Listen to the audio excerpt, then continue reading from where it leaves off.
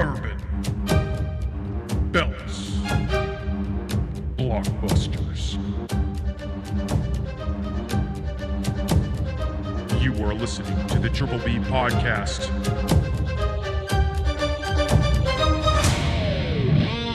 Let's fucking go. Welcome back to the Triple B Podcast, Bourbon, Belts, and Blockbusters. I'm Tim. I'm Ryan. And this is the show where we sip on some bourbon, talk about a lot of wrestling, and talk about blockbusters. Heck yeah. And we got a special episode today. It's number 25. Number 25. Quarter of a century old. I named this The Jubilation. Oh, The episode is The Jubilation because the 25th wedding anniversary is referred to as the Silver Jubilee. Oh. Yeah. And then Jubilation just sounds fun. I think so. So it is fitting. It's our 25th episode anniversary. Hell yeah, man. The Jubilation. Here we are, episode 25.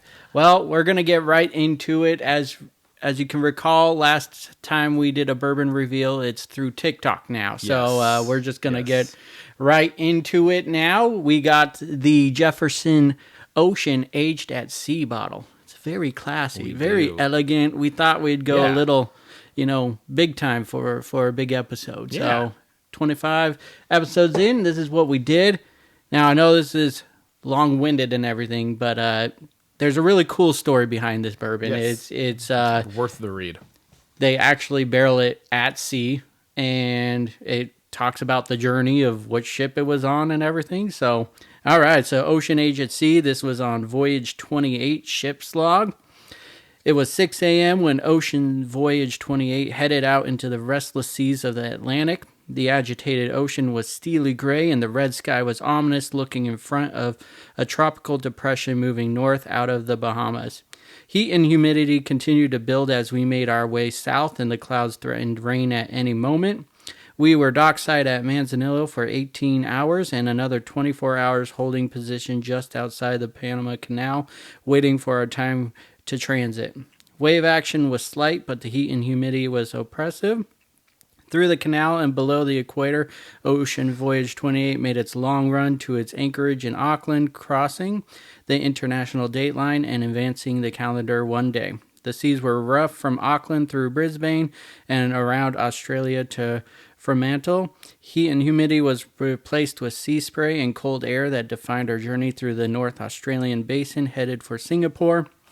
Air temperature and wave conditions modified again in the South China Sea. Ports in Shanghai, Masan, Kobe, Nagoya, Yokohama, and Hitachinaka were hot, and the waters were moderate, giving us a chance to thaw out and regain our balance before crossing the North Pacific to Tacoma and Long Beach.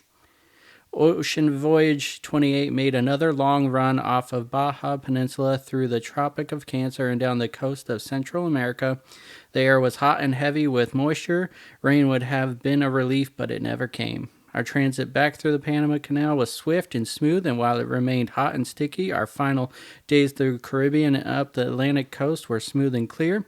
The humidity, dramatic swings in temperature, and ever-changing sea conditions had the effect of bringing balance and richness to the complex array of flavors and tastes you will find in Ocean Voyage 28. Hell yeah.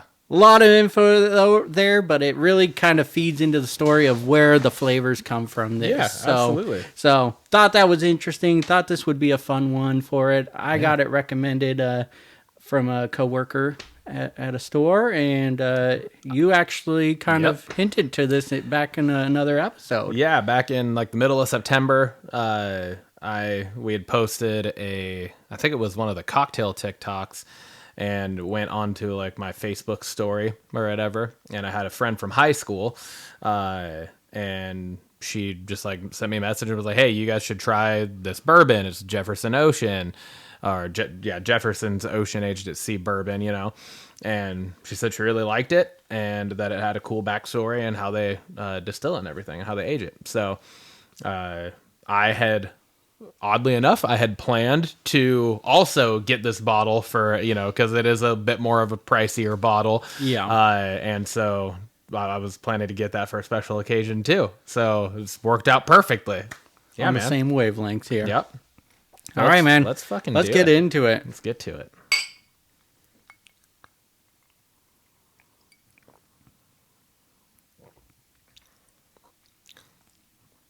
Oof. Wow. Yeah. God. It may have been aged in different temperatures, some of which may have been hot and sticky. But I will tell you, after drinking that, my pants are now hot and sticky. That is delightful. All right, what are you giving it? Wow. Oh, man, I'm going to have a hard time not going with a 10 on this, Timmy. I'm going 10. Yeah, man. this is a 10. I'm going This 10. is fucking phenomenal. You can And this is a 10 that is above the other two for me. yeah. Like this just completely reset the bar. Like this is better than the Tin Cup 10, and it's better than the French oak makers. Hell yeah, man. Oh yeah, this That's is super real good. It's cool because there's like a caramel taste. Like you could Yes. definitely get it, but it comes Absolutely. way after the Way after. Like after I'm you're still done. like, it's so genuinely fantastic. Ooh. On the tip of the tongue, on the back of the tongue, down the throat, in the belly, And- burping. Yeah, it's all great. It doesn't matter. And this is we're it's a early morning episode again, and Yes. so Not quite as early as the last one. It is 11. We were at like 9:30 the one before. that's true. But yes, this is an early episode once again, and that didn't play any role into Nope. hampering our taste buds here. So No, absolutely not. So again, Shit, man. That's Jefferson's fantastic. Ocean Aged at Sea. y'all got to try this. You gotta try it. If you are a fan of bourbon, which Yeah. if you're listening to us, I assume you are. Yeah, man. We got our socials, Instagram, X, YouTube, and TikTok. At Trip B Pod, Spotify, Amazon, Apple Podcasts for the Triple B Podcast, Bourbon, Belts, and Blockbusters. And our Gmail is triplebpod619@gmail.com. Hit us up on any and all socials. We'd love to interact and get to know any of our listeners. Absolutely, man. Well, last week we started a new thing called the We Fact did. Check, and it was inspired by Armchair Expert with Dax Shepard, and we thought we would continue it. I thought it was a fun little addition last week. So this is your week, so I don't know It what you fact checked last week, and Yeah. how wrong or how right were we? All around, we were actually not too far off. I think it's more of there are a couple of things that were wrong, but more or less, it's really just kind of clarifications of some things. So, Okay. for the most part, I'm going to start with the Hardy Boys' last title win. Okay. We like fact checked the AEW, right? But then we both like I just said I was like, what was the last one? Like 2016, and we were like, yeah, it was like somewhere. So they actually did win the ICW Tag Championships in 2022. For Okay. a short, it was like 2 months or something that they held the titles.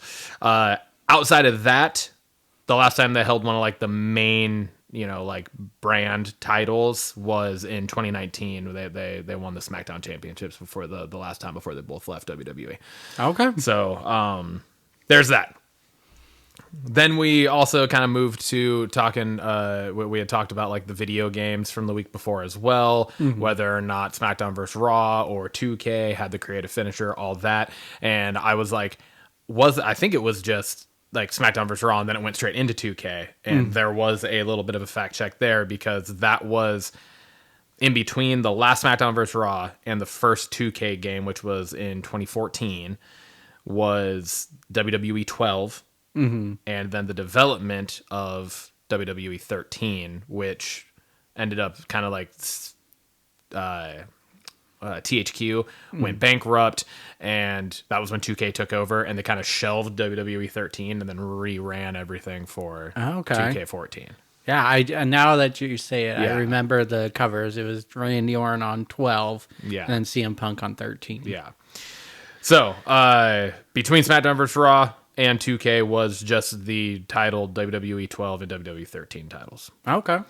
I then also went on because we were talking about video games and how me and me and the boys, both my brothers, Nick, Tony, hopefully eventually Tim here. We all like play video games on Friday, and we were going to squad up on Red Dead Redemption. Oh, I actually lied on this. Oh. We did squad up last night. I lied. I put this part of the fact check preemptively. So I'm fact checking my own fact check right now. I said power outage, so we didn't squad up, but we actually did get power back on Thursday night. So we did squad up last night, and we played Red Dead Redemption, and it was fantastic. It was a lot of fun. It's the first time I ever played like online on that game with anybody, so that was cool. Anyways, moving on to actual fact checks. I talked about the game 7 Days to Die. Fact checking of itself, I just called it 7 days because that's just what we had been referring to it as. I didn't say the whole title on the show. Okay. It's 7 Days to Die. That was that zombie kind of like building survival game, and I was like, I'm not sure exactly what type of game you call it, so that's what I fact checked. It is considered an open world, voxel-based sandbox game blending first-person shooter, survival horror, RPG, and tower defense style games, all into one. So that's what that was. We also talked about Madden, and we talked about like the assistant coaches, and you said that you didn't think that they had like assistant coaches, like real assistant coaches. Yeah. From everything I could read, you were correct about that.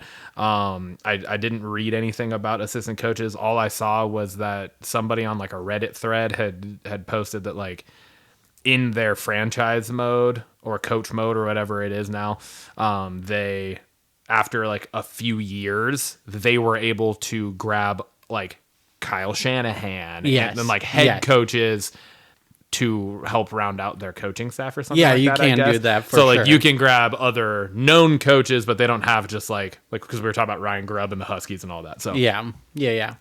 From what I could find.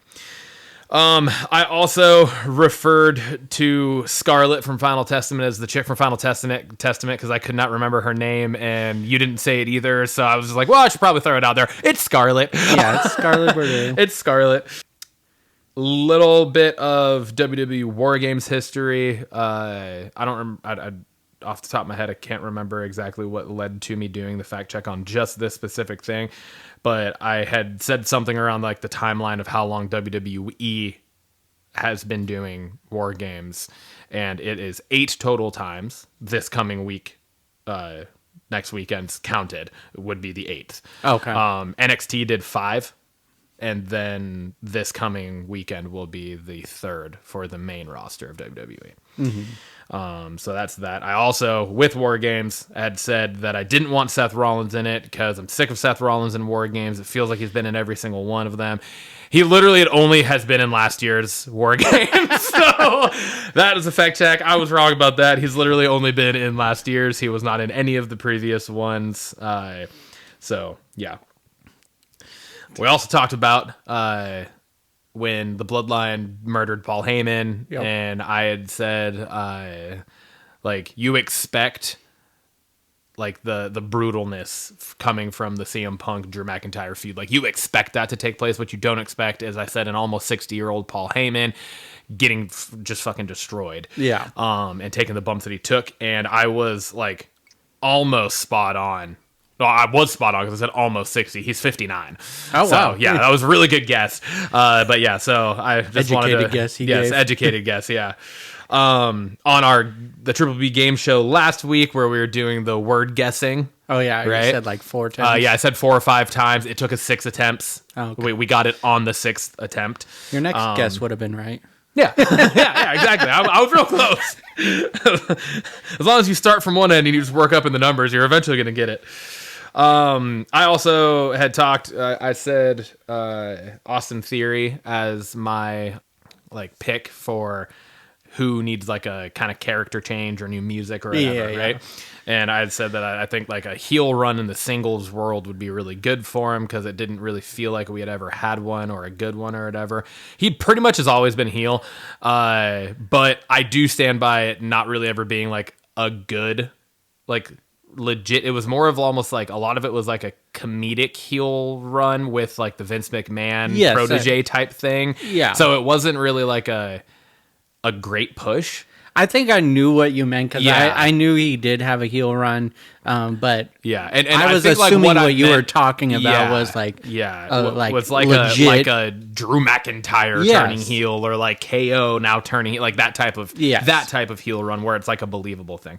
Dolph Ziggler's title run length, because Dolph Ziggler was who you picked for that same question. And we had just kind of talked about how like he never really had like a legit push in the title picture or anything like that. And we were correct in that. His longest title reign in WWE was with the Intercontinental title, and he held it for 160 days, which was the longest thing. His next longest run was his second World Heavyweight title run, which was a 69-day reign. He had two.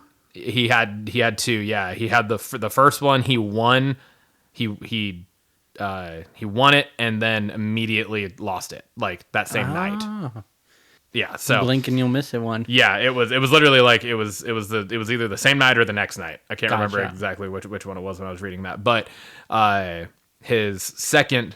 Oops, I just deleted something. His second run was 69 days, but he was out for like a month with a concussion. Oh, okay, yeah. Like he was scheduled to be in a match against, I think, Alberto Del Rio, and he got a concussion on a SmackDown taping. Gotcha. And then it put him out, and then he ended up dropping it to Alberto Del Rio. Gotcha. At that next pay-per-view. So, because at that time it was still pay-per-views. So yeah. Julius Ona clarification, the director for Captain America Brave New World. I had said that like I had read something, so this wasn't necessarily us being wrong. I was just talking about rumors and stuff that I had read. And I actually don't know if it's fully wrong or not. That's the thing still. There's not a whole lot of anything concrete information about it. The fact that he was not at D23, but they brought in the directors of Fast and Furious, the Fantastic Four, and Thunderbolts were both there, and he was absent from it when those are like the next three like big movies that are coming out, was interesting. Marvel announced that he had COVID, which is why he wasn't there. Could be fishy, I don't know. And also with the understanding that apparently Marvel kind of secretly, can's not the right word, but they kind of secretly removed Taika Waititi from Thor Love and Thunder, and Marvel themselves finished the movie. But that wasn't like a well-known thing, so it's kind of like a could that same thing be happening Gotcha. type of thing. So not necessarily a fact check in of itself, but it was more of a clarification more as to like detail where on we're it. at I like it. with it. Third Spider-Verse movie title. Neither of us could remember what they had actually titled it, but it was announced, and it is Beyond the Spider-Verse. So we had Into the Spider-Verse, Across the Spider-Verse, and now it's Beyond the Spider-Verse. Awesome. So that's the third one, still in like early pre-production type stuff. Denzel Washington's final movies and age. Because I had said, I was like, he's in his 60s, or I was like, he might be pushing 70. Once again, very well-educated guess, he is 69. So I said almost 60 for Paul Heyman, he's 59. I said all pushing 70 for Denzel, he is 69 years old. Dang. I didn't think he was that old. Yeah, I know. He doesn't look. That's what I was saying. Like, you would not know. He's older than you think. I said it on that episode last week. I said he's older than you think he is because he looks damn good. Yeah. Like, you would not think he is fucking almost 70 years old. That's wild. Yeah. But his final movies, and this was from an interview that he did, so this isn't necessarily like 100% these are the only things he's doing, but these are just like the ones that he has lined up before he said like, I'm going to retire, you know? So I did also read, before I read these, I read an article like 2 days ago that said that Equalizer 4 and 5 have been greenlit and that Denzel would be returning. Oh, shit. So I don't know. Like, obviously, like, when people retire, especially in the film industry, is very fluid. Yeah, absolutely. People retire and then come back. People retire and come back. We just talked about it with Cameron Diaz last week. But the next ones that Denzel himself confirmed that he is doing are Spike Lee's High and Low, Antoine Fuqua's Hannibal. So that's a fact check. It's fact check section, because that's a fact check within a fact check, because I had said, is Hannibal the character he's playing in Gladiator? It is not. It's a completely different thing. and then a Steve McQueen movie, Black Panther 3, and then an Othello adaptation are the 1, 2, 3, 4, 5 things that he himself talked about in that interview. Okay. We also kind of quickly breezed past it, but I said it right, but I was like, I think that's his name, but I couldn't recall, so I just wanted to clarify. Brad Winderbaum is the head of Marvel TV. Okay. So that is the guy. So he was the one giving the interview about like which of the other Defenders he would like to see continue, and he's the one that said Jessica Jones. Gotcha. Comic arc that involves Franklin Richards becoming Galactus after Reed Richards turns the original Galactus into a star. It is Earth X comic. Okay. The comic run of Earth X. Then we have Cameron Diaz's last film credit before what she is like currently doing was in 2014. We were correct about that. And we were also correct. I said one movie, and then you said yes, and you think she put out like a few in that same amount of time. She did. She put out 3 movies in 2014. Sex Tape, which is the one that I said, I'm pretty sure that was around the same time, was one of them. Annie, and then The Other Woman. Gotcha. I never saw Annie. I don't know if you did or not. I have not. But Sex Tape was obviously phenomenal, and The Other Woman was also a really good movie. Yeah, I like both of those. Yeah, with Kate Hudson and Leslie Mann, I believe, were the 3 leads in that movie.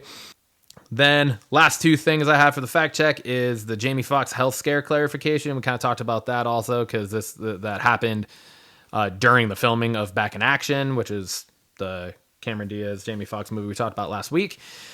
It's still an unspecified thing that happened to him. He has not like outright come out and said it, but apparently he is doing a one-man show, which is going to be a special for Netflix, where he actually addresses it, because he had said like in his own social media posts and stuff that he will address it, but he wants to do it his way, and he wants to do it like comedically. And he hasn't been on stage in like a comedy setting like that, like stand up or anything like that, in a long time. So like that's how he wanted to do it. So Gotcha. Look for that on Netflix. Sometime there wasn't a release date or anything for it yet, but. And then the final thing I had was we were talking about the This or That, and it was Bugs Life and Ants. Mm-hmm. And I'd said that the bad guys and ants always like freaked me out. Like we couldn't remember what they were. I said like beetles. You said the grasshoppers at one point, but then that was Bugs Life. Yeah. And yeah, you corrected that in the moment. But all in all, we still didn't say the correct thing. They're termites. Termites. Okay. Yeah, because ants and termites are. Yeah. Yeah. But yeah, so. That was a fun one. I like that. Yeah, that's a fact check. All right. Going on to football. The Hawks got to win, man. Oh, what a win. Boy, did they ever. God. That was like, yeah. if that's like the Super Bowl of the year so far, like for me, just the drama in that game. And it was great, man. And it seriously was so good. Oh. We beat the 49ers 20-17 in California, and it was huge, for multiple reasons. The 49ers had beat us in the previous 6 contests, dating back to December of 2021. So almost 3 years since we had beat San Francisco. Mm-hmm. Santa Clara. B, we're sitting at 4-5. A third loss to a division rival very well would have put us at 4-6, 1-3 in the division, or 0-3 in the division. Actually, is what it would have put us at. And like that, it very well could have been like a write up to like, well, while it's still an uphill battle and we have a tough schedule ahead of us, with the win put us right in the middle of the division hunt, and also like keeps playoff hopes alive and all that. Where like a loss that last week would have been like kind of almost a nail in the coffin type of hit. It'd been like, fuck. Yeah, with the standings and how they are, it will come down to the division record, and being 0-3 does not help. So getting that win was definitely pivotal. Yeah. You've alluded to this before. we can't win at home, but on the road, No, we're the play road so much warriors. better. We are, yeah. We play so much better on the road, and I don't get it. We also play really well in domes. Like Gino's stats, I don't know the numbers off the top of my head, so I don't want to say anything like and be totally wrong. But I know that his stats in domes are like fucking ridiculous comparative to his stats outside of domes. Yeah. So like I don't know. Maybe we need to rebuild Lumen. Yeah, just make it a Make dome. it a dome, right?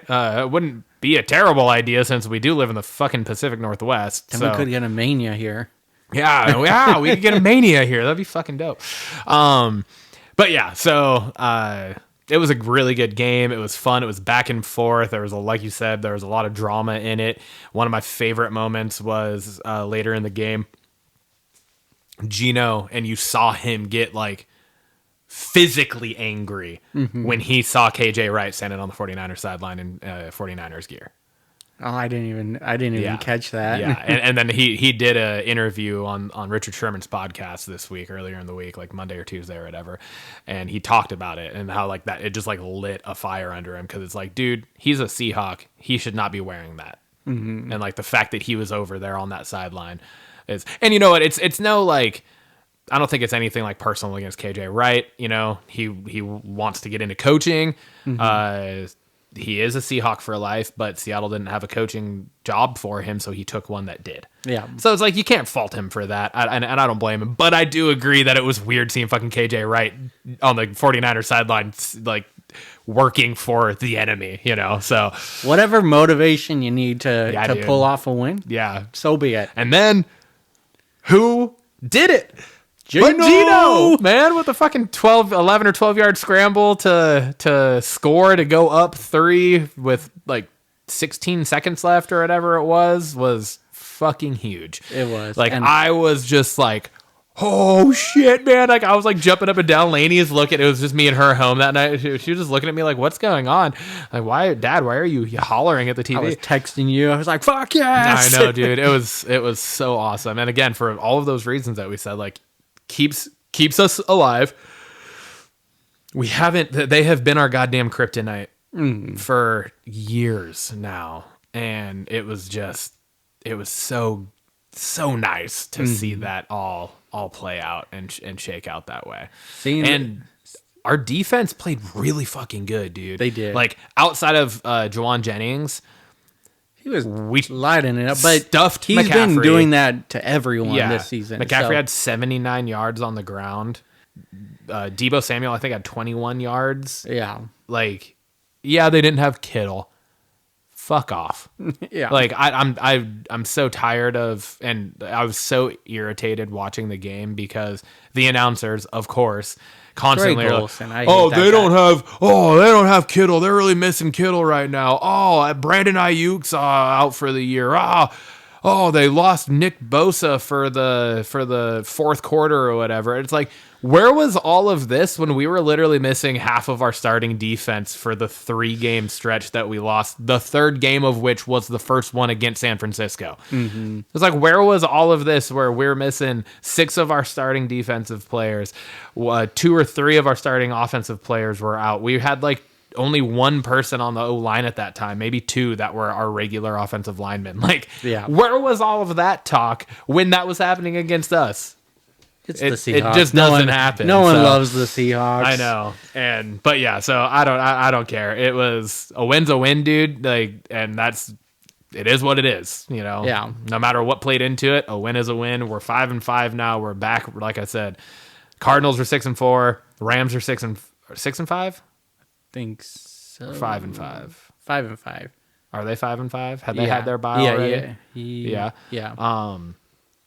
We're 5-5. The Niners are 5-5, but we're now third in the division. With that, the Rams obviously beat us once already, but the Rams also beat the Niners, and we've split with the Niners. But we're 1-2 in the division. The Niners are now 1-3 in the division because they have blown a fourth quarter lead in all 3 games against NFC West opponents so far this year. Yeah. So, suck it, San Fran.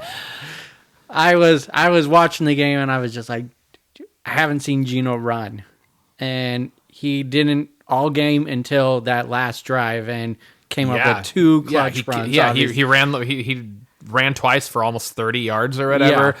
Obviously, like the one was like I think it was a third down too, and he picked up almost 20, and then obviously the game winner. Winner. Just watching the linebackers so defeated when he ran it in was amazing. Yeah. Because, dude, Fred Warner is he's a beast, motherfucking but I monster. hate that guy. He's a beast. He's one of the best. Yeah, like the best. He is right the now. best linebacker in the NFL. I would argue.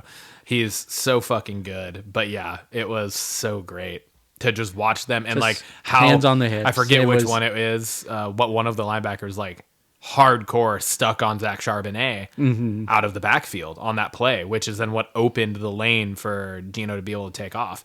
And it's just like there's so many things where it's like we gotta use shit like that more often. Like our running backs are threats in every facet of the game. Yeah. K9 obviously. Zach Charbonnet has like his little bursts of moments. I don't think he has shown anything consistently yet, but still, it's like when you have a linebacker that like when they show their hand of being worried about that, it opens up so many things. So we got the Cardinals tomorrow, which is huge because, again, like we said, Cardinals are currently in first place in the division. They are 6-4. I think they're undefeated in the division right now. I don't think they've lost a game to an NFC West opponent. And this, I mean, it's 6-4. If we knock the Cardinals off, we're 6-5, and they're 6-5, and that puts us in first place. Yeah. So it's going to be interesting. Their ground game is pretty terrifying. They have some really studly pass catchers in their tight end, McBride, and Harrison. Yeah, Marvin Harrison Jr. And then obviously just Kyler Murray, healthy, running around. Yep. He's, a speedy little bobblehead out there. And it's going to be interesting. But our run defense fucking showed up last week.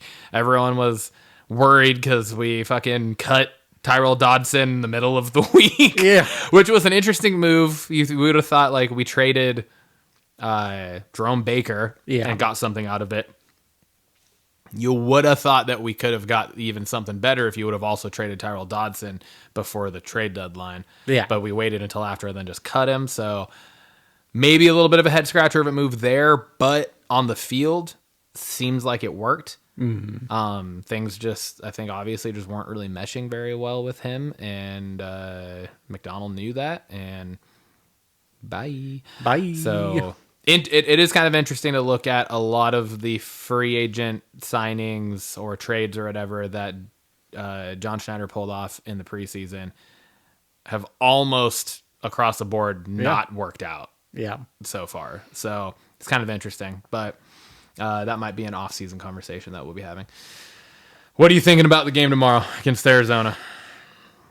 It's going to be a tough game. The Cardinals are playing good football, but surprise of the season, really. Yeah. Like nobody expected that. It is a divisional rival, so it's going to be a close game. Yep. Or at least I assume it's going to be a close game. A hard-fought, more than likely tight game. And believe it or not, it makes me even more nervous that we're playing at home. I know.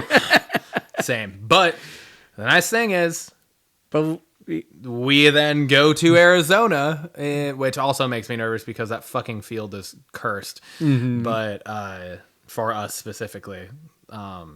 We go back in 2 weeks, right? 2 weeks, yeah. It's Arizona, Jets, Arizona. So if we could come out of this 3-game stretch 2-1, to go into, to be, would be what, 7-6 at that point, to then go into the final stretch, which is a gauntlet, dude. I mean, we still have to play Green Bay, we still have to play Minnesota, we play the Rams one more time, and we play the Bears. Yeah. So, like, we play the rest of the NFC North, and there's not an easy defense through this next stretch. No, not at all.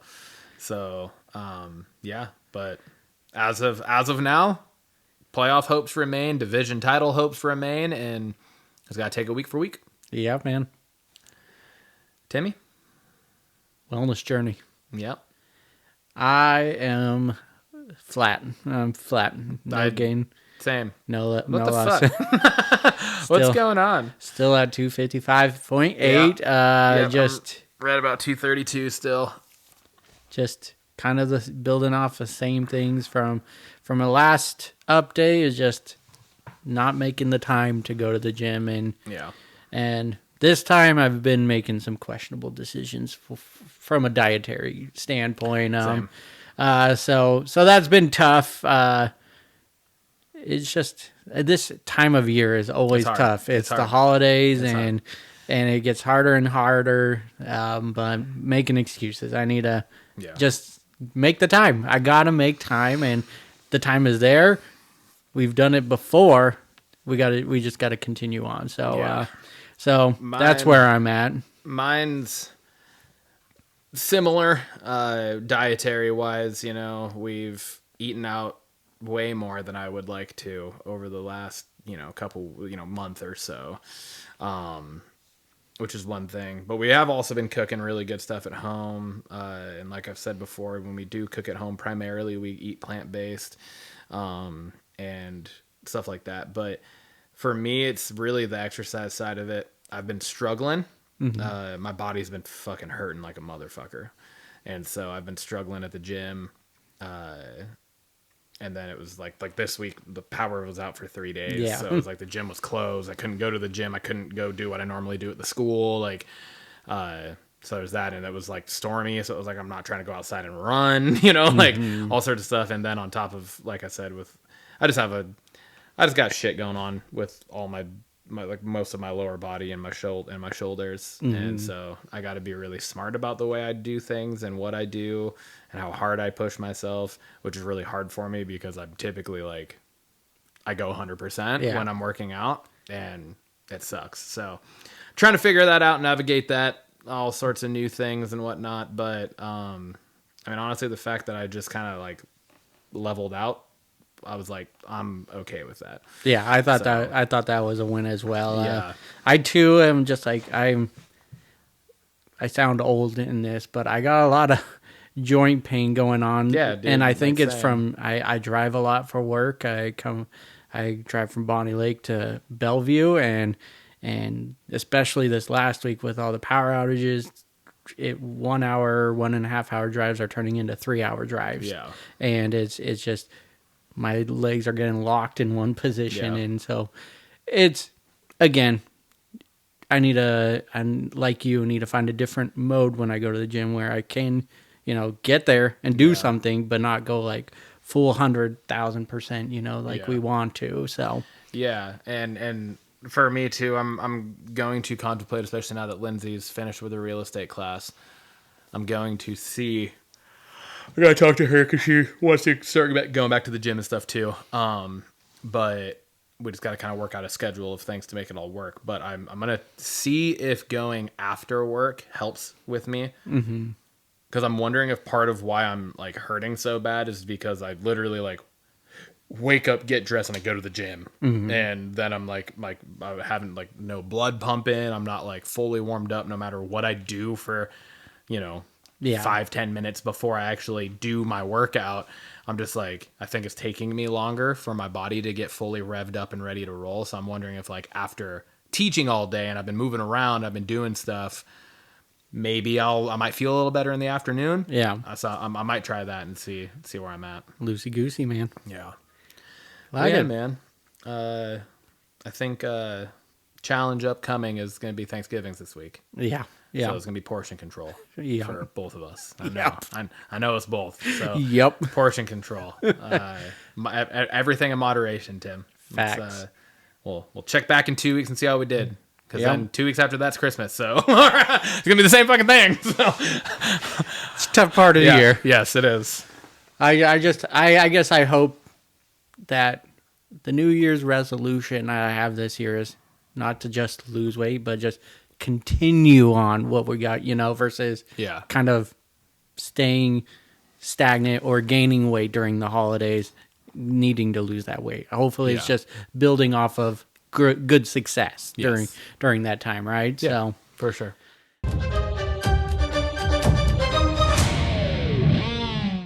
Well, Timmy?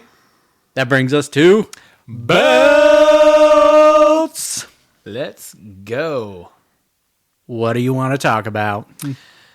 I want to talk about the introduction to what we now have set as our women's War Games match. Mm-hmm. That whole opening was fucking dope. Yeah, it was. To it.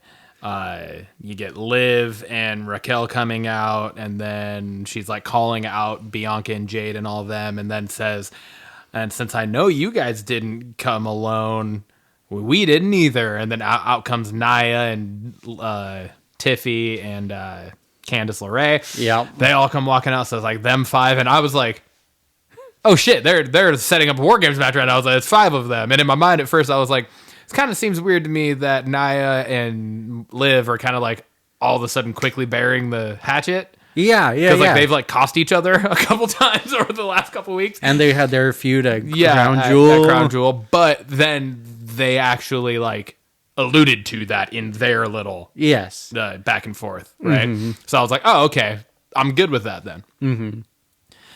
And then Bianca's music hits, cuts Nia Jax off. Bianca, Naomi, and Jade come out, and they kind of, quip a little, and then say, and you're right, we didn't come alone. And out comes Io. And then the four of them, and then Liv being Liv does you guys aren't very good at math, where's five of us, there's four of you, blah, blah, blah. And then fucking Rhea Ripley's music hits, dude. And I this was legit shocked. I know, me too. And this was the coolest thing. She comes down to the ring, she gets in, and with like no hesitation or nothing, just walks straight up to Liv and just screams, War Games, and fucking headbutts her. Her headbutt is so crazy. Lethal. And Liv takes it so well. Yeah. Like she fucking eats that goddamn headbutt every fucking Their time. feud And is it's great. so believable. It really is. So good. So I'm stoked for that. There's potential depending on what you have to talk about. Well, I'm just gonna group this with what happened on SmackDown. Okay, yeah, that's what I was gonna say. I was about to also, but I was like, I didn't know if where you were going with it. So, so I mean, the whole Jade situation. Jade gets attacked on SmackDown by we don't know who. Yeah, she's already been technically pulled from her U.S. Women's U.S. Championship next Friday.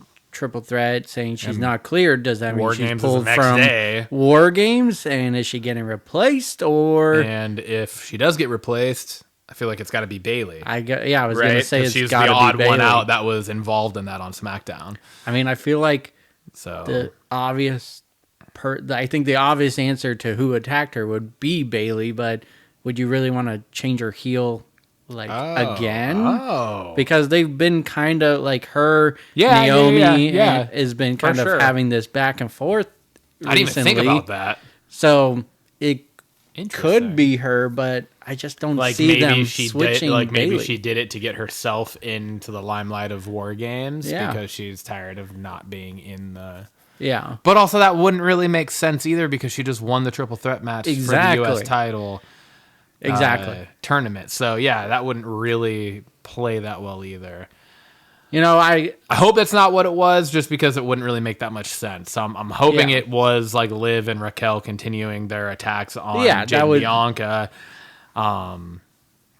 Yeah. That didn't even cross. You just literally just like, well, I was like, what the fuck? I didn't know. I didn't even think about that. So it'll definitely be interesting on what happens next Friday. But then I'm also curious about like, what is there's got to be an end game here as to why they took Jade out of this if she is out of War Games. Yeah. Right? Like there has to be a reason behind it. Does she have something actually wrong? So like, is she kind of injured? So they need to like protect her? Yeah. Is it because like if it was just Liv and Raquel, then that doesn't really make sense either for the long game of like, why are you removing Jade from this match when it would have been her first time in War Games? Yeah, exactly. Which would have been kind of cool. Mm-hmm. So like then that side of it does kind of make me wonder if it is Bailey. Yeah. Right? So fuck. I don't know. Now I'm all flabbergasted about it, Tim. You got me all discombobulated. I guess we'll see on Raw and SmackDown this week. I guess so. Go home shows. The other note I made on this was just it kind of makes more sense the booking leading into Crown Jewel. I know you had qualms with Rhea basically interrupting the Nia versus Liv thing going on and stuff. You weren't too excited about that, and it kind of makes sense now. No, I wasn't. Let me correct that. I wasn't. What I wasn't a fan of was the fact that the women's crown jewel match felt like it was derailing the Liv and Rhea feud. Yeah, gotcha. Yeah, not that Liv was getting in the way of Liv that's and right. Nia. It was the other way around. I felt like that was derailing it, but I feel like they've played it well. I feel like they've played it well, and now this is just continuing that. Right, so because all throughout that whole time, that was like right around when they attacked Rhea at NXT and put her out, and that's why she's got the face mask on and all that. So it's been a good continuance of that feud, and we're obviously getting. I don't know if it's the climax of it at War Games, but I feel like there's got to be some form of one-on-one against Liv and Rhea. Yeah, Eventually, again for the title. Can they? I mean, can they stretch it out to Mania? Would you want it stretched out to? If they can keep it going the way it's been going, fuck yeah, man. Yeah. I've said it before, and I stand by it. I think Liv and Rhea has been the best, and this is including Punk and McIntyre. Mm-hmm. Like, I think it's been like the best fucking feud on WWE TV this year. Mm-hmm. And so, I mean, if they can continue it and do it well, then I would love to see it go to push to Mania and have it be the climax at Mania. Yeah. It's just a long time between now and then. It is. It is a long while. You're talking, 5 months between now and Mania. Yeah. So a little less than 5 months, I guess. But yeah. Yeah. All right. Well, this brings me to Miz in the Final Testament promo. Miz was golden. It was a really well done promo, and it was very serious. But then Miz throws in, "This is an Oscar worthy acting on my part. It's gonna." Launch Marine 7. Talks about these Marine movies like they're just A-list movies. I think it's perfect though, because it's his character. Absolutely. I think that is gold. I got a big kick out of it. I really liked how this promo was done. It's got me excited for this feud with the Wyatt Six. But I also think Miz joining this fold with Final Testament has been good for Karrion Kross. He was kind of We were getting very sick, stagnant. Very stagnant. We were getting really sick of seeing him on there. I do eventually think AOP needs to be their own tag team and everything, but I think ultimately this has been really good for Karrion Kross, and I'm interested in where this is going with it. My hope is, because I feel like Karrion Kross has so much potential, my hope is that the push or whatever you want to call this with him now, I hope that it just continues to propel him, because I could also unfortunately see it being like, as soon as this is all over, then it just dies, because and if that is the case, then it's him. Yeah. Because like right now he's looking good and it's good for him, but he's being propelled and propped up by The Miz and by AOP and by the Wyatt Six specifically. Yeah. So we'll see. Yeah. Hopefully it all works out well for him. It definitely probably doesn't have the long legs. Like, it is gonna bank on him carrying this past it, because it's got a dead end kind of ending in this kind of feud. But like you said, hopefully he can build off of this for sure. I wanted to talk about the Intercontinental Championship match. Okay. Braun Breaker and Sheamus. Mm-hmm. First off, really good match. Like they were putting on a fucking banger. No pun intended with Sheamus there, but a little bit. But yeah, dude, it was really good. It was a really solid match. It was, I think, back and forth, believable. Right? Because like Sheamus is not just a fucking, like, I think Sheamus realistically might be the most formidable opponent, physically speaking at least, that Braun Breaker's faced since he's been on the main roster. Oh, absolutely. Right? Yeah. So like Sheamus isn't, he's bigger than Sami Zayn. He got the accolades to go behind it too. Like he's won for sure. You know, he's won the World Heavyweight Yeah, Championship. he's WWE definitely Championship. he definitely has a decorated career, right? And so it was a really good way for him to like kind of help put Braun Breaker over throughout a match, and not necessarily by the outcome of the match itself, but just like helping just push Braun to his next level of ability and believability of his character. Yeah. So I thought it was a really good match back and forth. I really enjoyed it. I would love to see it again. Also, they've been doing this like, and we've like roundabout kind of talked about it. They've been pushing Sheamus. Yeah. Like, and we haven't really mentioned that much. It's just been like more or less a lot of times it's been like, I don't see how Pete Dunne taking the L to Sheamus here. You know what I mean? Like that type of thing. But Sheamus hasn't fucking lost a match in forever. Like it's been a little while since he actually like took an L on TV, I believe. He didn't take he took a loss. I think by he DQ, technically did, but because Ludwig came out, right? And that was the next thing that I want to talk about was I have a qualm, which I'm going to get to.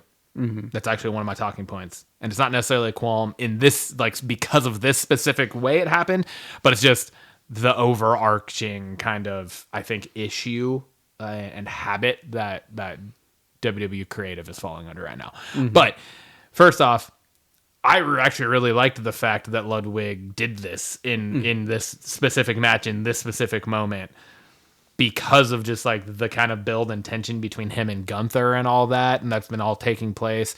And you can kind of tell he feels like he needs to prove himself. He needs to do this. He needs to do that. He's like out of a comfort zone, and he needs like trying to get back on track type thing. And so him just inserting himself into the IC picture right then and there, I thought was great. And him and Sheamus obviously have history. Yeah. But him and Breaker would be a fucking match. Yeah. Like him and Braun Breaker would be a great match. Agreed. So I liked that whole thing of it. Yeah. What about you before I get to the next thing? I agree with you. That match was awesome.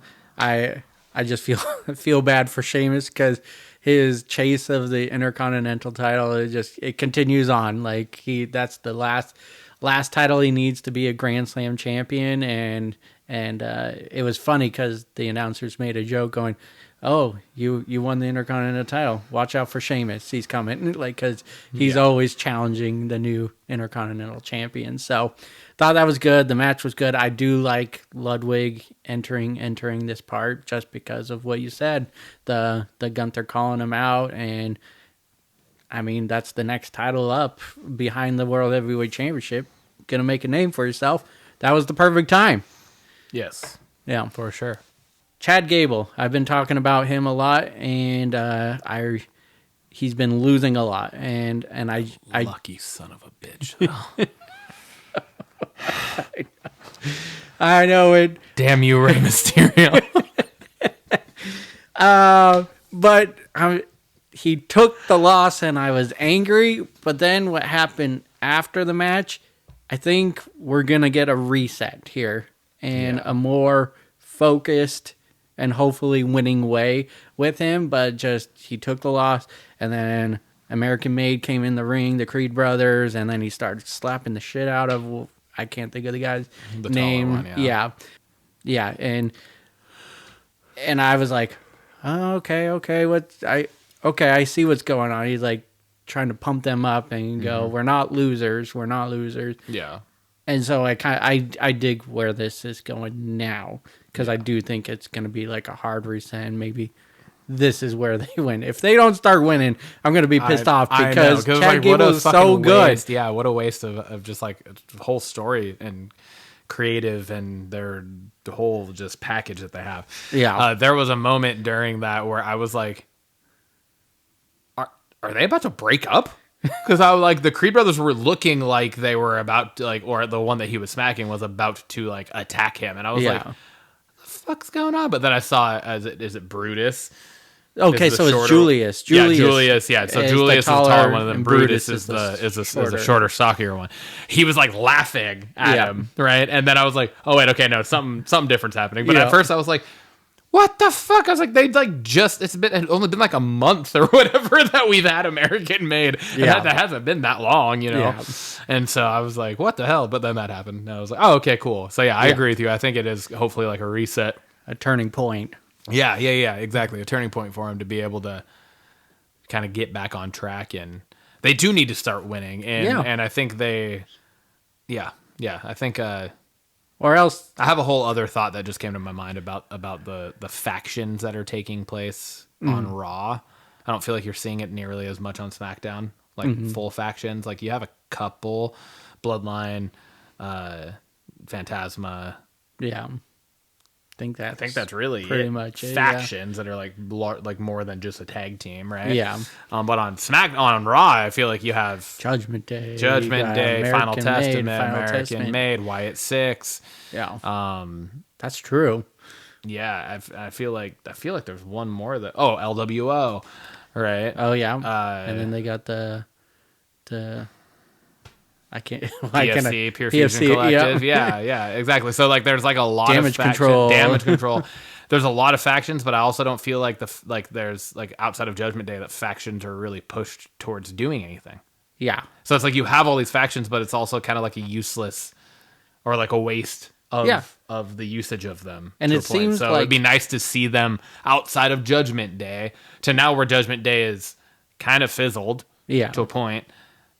It would be nice to see if you're gonna have these factions, fucking push one and let's see them actually like do something. Yeah, and it seems like the bad guys, the heel factions, they come onto the scene as big bads, but then they're losing everything. And then they turn into a joke. Yeah, they're just They're losing like a everything.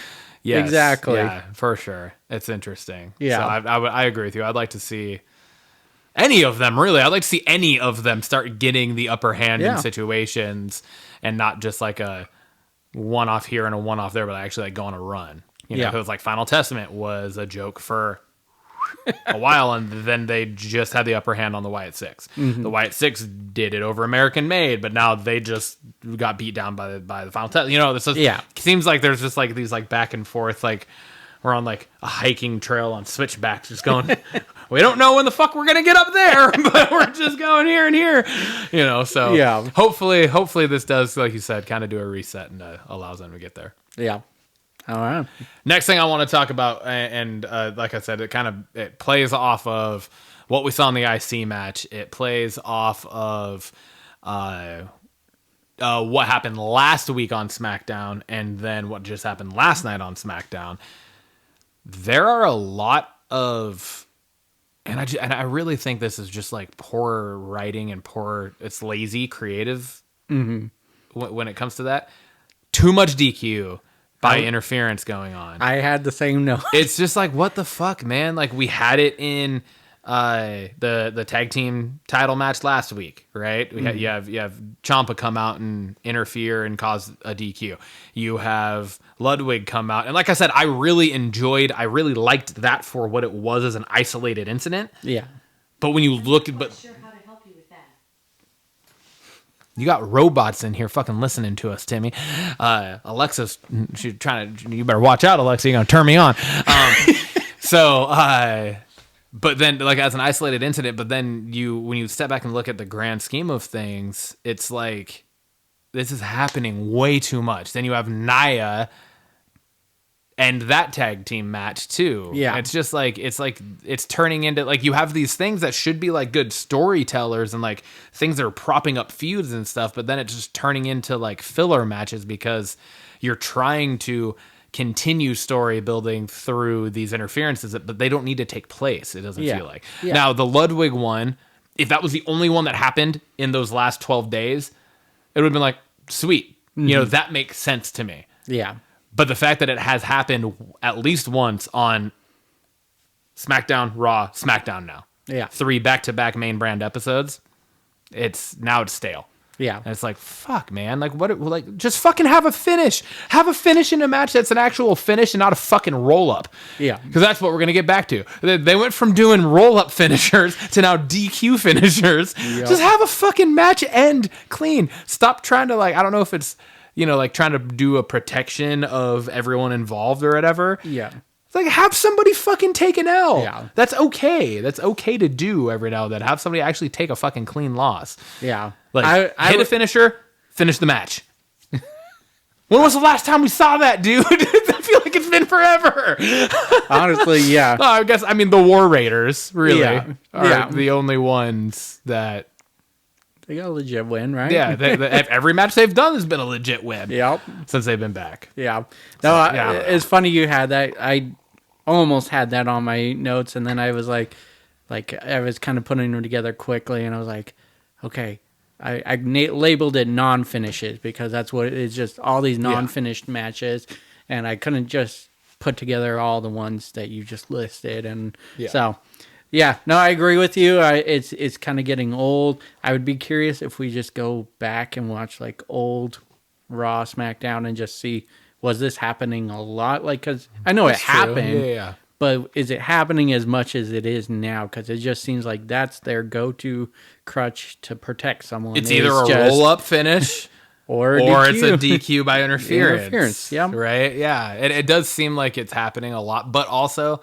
we are looking at it, you and me specifically, we're watching wrestling with, I guess, more of a critiquing eye now because we're doing this. Yeah. And we're talking about it regularly, right? So, like, it could have been happening, but we just didn't pay that much attention to it. Yeah. I don't know. I gotta turn my goddamn hat around. It's hurting my ears for some reason being backwards today.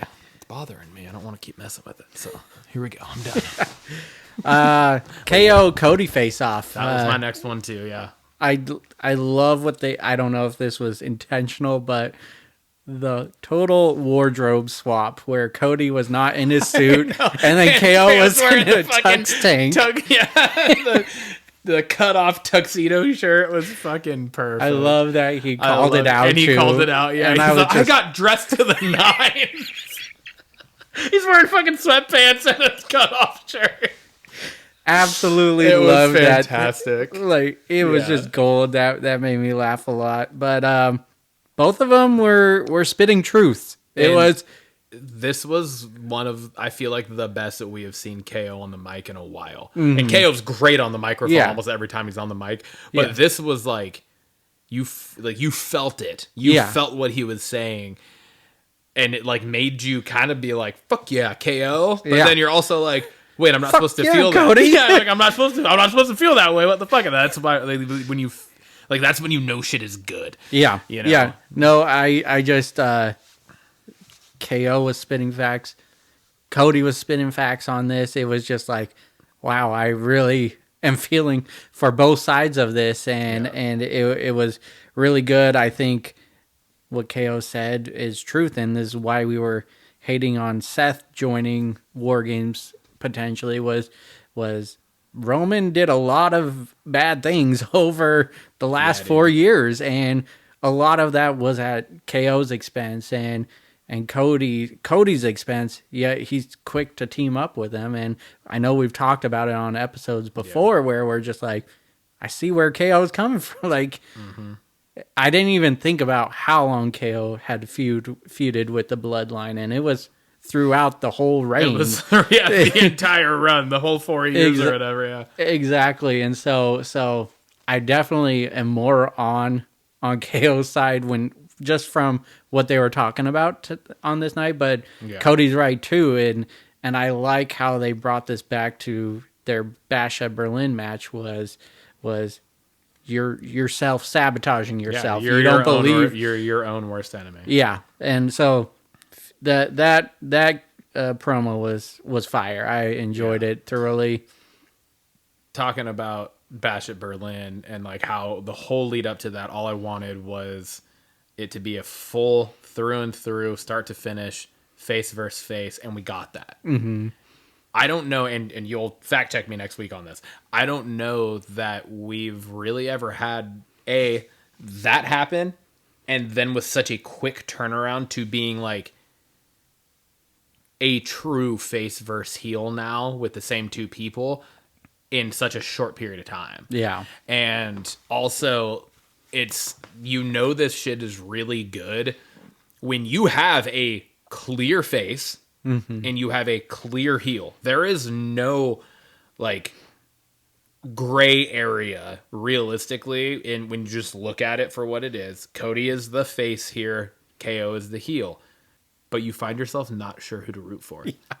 And like, how often does that happen too? Not a lot. Like, that doesn't happen very often, where it's like when you have an obvious, but then you're also like, fuck, I kind of want this one to win, but I also want this one. I don't fucking know, So it is very interesting, and I think it's I think this was needed for KO. Yeah. Because I feel like I don't feel like it ever really got there, but I feel like you could definitely have seen where it could have been like one wrong step in creative, and KO would have gotten stale too. He would have got stagnant. Mm-hmm. He would have been on this like just kind of mediocre mid-card run. This is just fucking this whole last month has catapulted him into the fucking main event picture at whenever the fuck this takes place. Yeah. And I could see this potentially lasting to WrestleMania. Yeah. I mean, you think of how long Punk and McIntyre went. Yeah. True. They went an equal amount of time because they went from the fucking Rumble, really, like realistically. But like the actual feud kicked off, was that at WrestleMania? It was leading into WrestleMania. Yeah, leading into WrestleMania. And I mean, it fucking ended just last 2 months ago at Hell in a Cell or whatever. So yeah, it's just very like, they could definitely, if they do it right, they could definitely push this all the way to Mania and have KO main event Mania against Cody. Like, that'd be so good for KO too. So yeah, absolutely. I think to your point, I think like I love joking KO on the mic, like, but it was just becoming too much where he's like, "Oh, you want to do this?" But I love serious KO, but he's still throwing in a little humor with it, like even with it, but like straight face KO is dangerous in the ring and awesome on the mic, and really excited where this goes. Same. Yeah. That was my next one that I was going to say too. So my last one is what we both already know we're going to talk about. So is that your next thing too? Yep. All right. So bloodline drama continuing. Dude, I was legitimately okay. Hold on. I don't want to jump all the way to SmackDown. Start with Raw. Mm-hmm. I was pissed because I thought that this was solidifying. I thought it was too. I really did, and I was like, motherfucker. We get the main event of Raw is Bronson Reed versus Seth Rollins, and what I think they were kind of alluding to was like the final, like this is it, this is them going at it, right? You get the Bloodline coming out, then you get the Usos and Sammy coming out, and they kind of fight that all off, and then the match continues, and the match for what it was really fucking solid again. They Bronson and Seth are really good with each other in the ring. But then Seth's getting ready and you think he's about to win the match, and then he gets up on the top rope and he looks over and he's getting distracted. Yeah. And you're like, fuck. At least that's what I said. Yeah. No, I was thinking the same. I was like, no. And I look and I'm like, it's fucking Solo.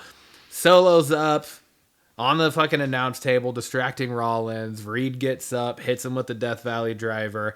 And FU for those of you that don't know what that is. Hits him with the Death Valley driver, hits him with the senton, hit him with two sentons. Yeah, two sentons. Yep. And then he hit him with the tsunami, right? To finish it. Yeah, that's what I thought. Hits him with the tsunami to finish it and gets the win 1, 2, 3. So I'm obviously immediately just like, I fucking called it. God damn it. And I'm so mad that I did, because I'm like, there's no way Seth's not fucking going to join now. Yeah. He just got sabotaged by the new bloodline. He just got beat by Bronson Reed. He's going to be the fucking fifth member. And I was fucking mad. I was actually really upset because of everything we talked about last week. Yep. But then SmackDown rolls around. And we get, the opening with the new bloodline saying that, like, Solo calling Roman out and saying, when you get here, you need to meet me in the ring, and you need to accept my, conditions for surrender, and then you and the other you and the other three will acknowledge me. And then we get a scene backstage with the OG bloodline, still trying to figure out, like, hey, what the fuck's the plan? What are we gonna do? Who's the fourth? Or who's the fifth? who are we gonna find? We have nobody, and like then Sam even brings up Seth and Roman and like, Jimmy no. both, and even Jay kind of all looked at him like, "Come on, man." Can I just Yeah. Jimmy Uso in that scene again? Comedic gold. He's like, I love the. He's like, Jay was like Cody Rhodes, Jay's and like, he's what about Cody? Yeah, And he's yeah. yeah. Roman's like, no, no, and he goes, no. no.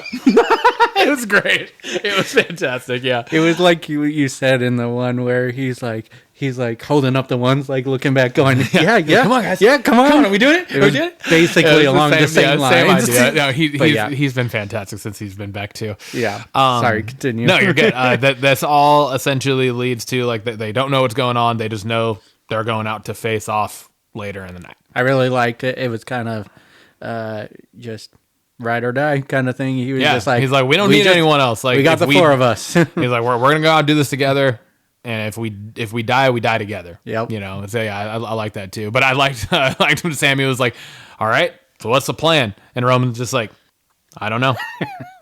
And like, because I was like, how often have we seen that where the tribal chief Roman Reigns like doesn't have an answer? Yeah. And he didn't have an answer. It was just like, dude, it's the four of us. That's where we're at. I don't know. It is what it is. Yeah. So I liked that too, right? And then you get to that moment in the, I guess what you would call the main event of the night. It was just that happening, but Yeah. not the main event match, but the actual ending point of SmackDown. New Bloodline's out. They call out the OG. They come out face to face in the ring, and then right before like Solo offers Roman the mic to essentially surrender and all that, and right before Roman can say anything, you hear, "Ladies and gentlemen."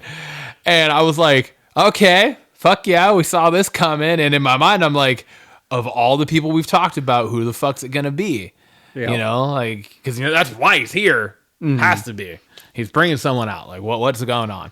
And dude, this legitimately was shocking. Caught me by surprise, but it also makes complete and utter sense. Yeah. Paul Heyman standing at the top of the ramp saying it's not gonna be 4-on-5 because that match just doesn't compute for me. It's gonna be 5-on-5, and he points at the entrance ramp and here comes CM fucking Punk, and they did this so well. Yeah, they they did. really fucking did this so well. Not even on my radar. I know it wasn't on your radar. Nope. This made my butthole pucker. Out of multiple different emotions. I was super happy because this meant Seth wasn't in this. Yeah. And it's not that I have anything against Seth. I just didn't want him involved in this. Mm-hmm. Like, have him do something else. Yeah. I'm good with that. But he doesn't need to be involved in this. And we've talked so many times about, like, there's no one that makes sense. There's nobody else that makes sense. But we fucking forgot about CM Punk. Because CM Punk might be the only fucking person on the active roster that does make sense. Yep. Because he wasn't here for the entirety of Roman Reigns' bloodline run. Yep. He wasn't here for almost any part of it, actually. Mm-hmm. He has no issues with Roman or Jimmy or Sammy or Jay. He only has that kinship with Paul Heyman. Yep. And what happened to Paul Heyman? The new bloodline fucking destroyed Paul Heyman. Yep. So it makes sense. It totally makes sense. They played it so fucking well. And CM Punk had that interaction with the new bloodline on SmackDown a long time ago. That is true. Yeah. Where Paul Heyman was like, take me with you. Yeah. Like, I need a favor from you kind of thing. Right before he got fucking Right killed. before he got murdered. And that was the same. Was that not the same night that McIntyre sent Punk to the hospital? Yeah, I'm too, pretty sure which it then was like that, yeah. explained and made sense as to why Punk wasn't like didn't come out for a save on Heyman, right? So like all of this long game storytelling that led to this was So done good. so fucking well. And it was like I was legit like, oh, here we fucking go, man. Oh my God, this is gonna be fucking dope. And Tim, we're gonna be there. Yes. We have the solidified men's War Games match. We have 90% of the solidified women's War Games match with the obvious, we're not sure what's going on with Bianca and that's Jade in that situation. We're getting the fucking Bloodline, the OG versus the new Bloodline with fucking now CM Punk involved in this, and the Wise Man's back. We're getting the whole fucking thing. Get to see CM Punk. Yeah, dude. I'm so fucking stoked. That's awesome. I got 2 things to add to this. Yes, let's do it. So, CM Punk and Heyman do have history of Roman, and it was with the Shield. Shield came onto the scene to help CM Punk retain his title. That is true. And yes, that is fair. Long story was like Paul Heyman brought in Shield for CM Punk, and so there's that little backstory, which just kind of adds a fun little wrinkle to it all. So Paul Heyman brought the Shield in to help CM Punk retain, and now Paul Heyman is bringing CM Punk in to help get Roman back in power. Yeah. I thought. Yeah. I mean, it's a long reach. A decade long of storytelling. Yeah. It's a long reach, but I mean, it kind of fits, right? Yeah. The other thing is, did you notice the way Paul Heyman was dressed? He was wearing red and black. He was wearing red and black. It wasn't a button up. It was like a t-shirt underneath. It was like. It was very solo. It was what you would have expected. Like it almost looked like he should have been wearing like a red turtleneck. Like that was what the shirt underneath kind of looked like, but it was just like a normal crew neck. Yeah. But it looked like a really nice like long sleeve like dressy undershirt. Yeah. But yeah, no tie. It was very different. It was very different. It was very solo. That was the first thing I noticed when he came out. I was like, the gold chain that Solo wears. He was dressed different. That's his watch was even red. Like, oh, I didn't notice that. Okay. Like this was, I could still see the turn happening. Yeah. It's going to be interesting. And sure. There's still a scenario kind of like how we were talking about last week where Seth Rollins got pulled from the match because Bronson attacked him. I could kind of see it happening oppositely too, where Bronson now gets attacked by Seth Rollins and pulled out of the match.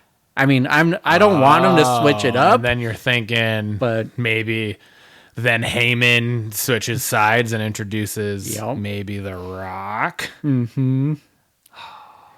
I don't know. Dude, yeah, that's a the good way point, though. The way he was dressed is not how Paul Heyman dresses. No, and then his facial expression too, even when like at the end when it was CM Punk and Roman looking at each other and he's standing on the apron. Mm-hmm. There's definitely a change about Paul Heyman now. So yeah, it'll be interesting. Yeah, it will definitely be interesting. Yeah. All right, man. That's what I had. That's what I got. Banger of the week, buddy. Banger of the week, man. I'm gonna be honest. There weren't necessarily, to me at least, there weren't a ton of matches this week that were like jaw dropping to me. Mm-hmm. All the ones I thought were interrupted. So yeah, like, true. Yeah. So I kind of am thinking along the same lines as you. I have two. I'm gonna say the first one that is like my actual banger of the week, but I'm gonna give a runner up just because I called it and I'm happy it happened.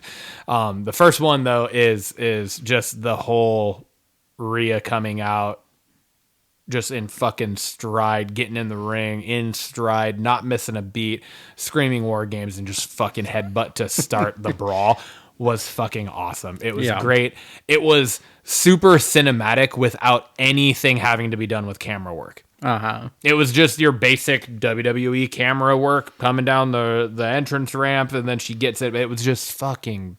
It was great. Yeah. It felt like an MCU Infinity War or even Endgame when they do the full battles. Yeah. Like it felt like that type of moment, where I was like, fuck. The other one that I want to say was just Chelsea Green winning the triple threat match to move on, because I called that. I was like, I think it'll be Chelsea. I hope it's Chelsea. And yeah, so I was, and she's just great, man. She's super good in the ring. She sells she might be the best seller. I love in the women's division. I love how she acts like she shouldn't be winning. Like she's shocked that she's winning. Yeah. And like just all her nuances in the ring that she Yeah. does is gold to her character. It is. It really is. So yeah, those are mine. Like you, I was like looking for a match and I was like going, oh, it could be this, but then it ended abruptly. My banger of the week is the KO Cody Rhodes promo. I thought that was just gold. It was. I too have a runner up and it was from NXT. Okay. There was the match wasn't like phenomenal, but the story line to it. So it was Ridge Holland versus Andre Chase, and if it was a number one contenders for Trick Williams title, but if Andre Chase lost, Chase U University is no more, and so they have a big long history, and they're playing the feud throughout the night, and then Andre Chase lost, but you like thought he was gonna win. It was just a good overall over good storyline. So Yeah. enjoyed it thoroughly. Awesome. That brings us to Belt's question of the week. I pose this one. With Cena's retirement looming, what other retirement or retirements is going to hit you the most coming up? Yeah, and I have two for it.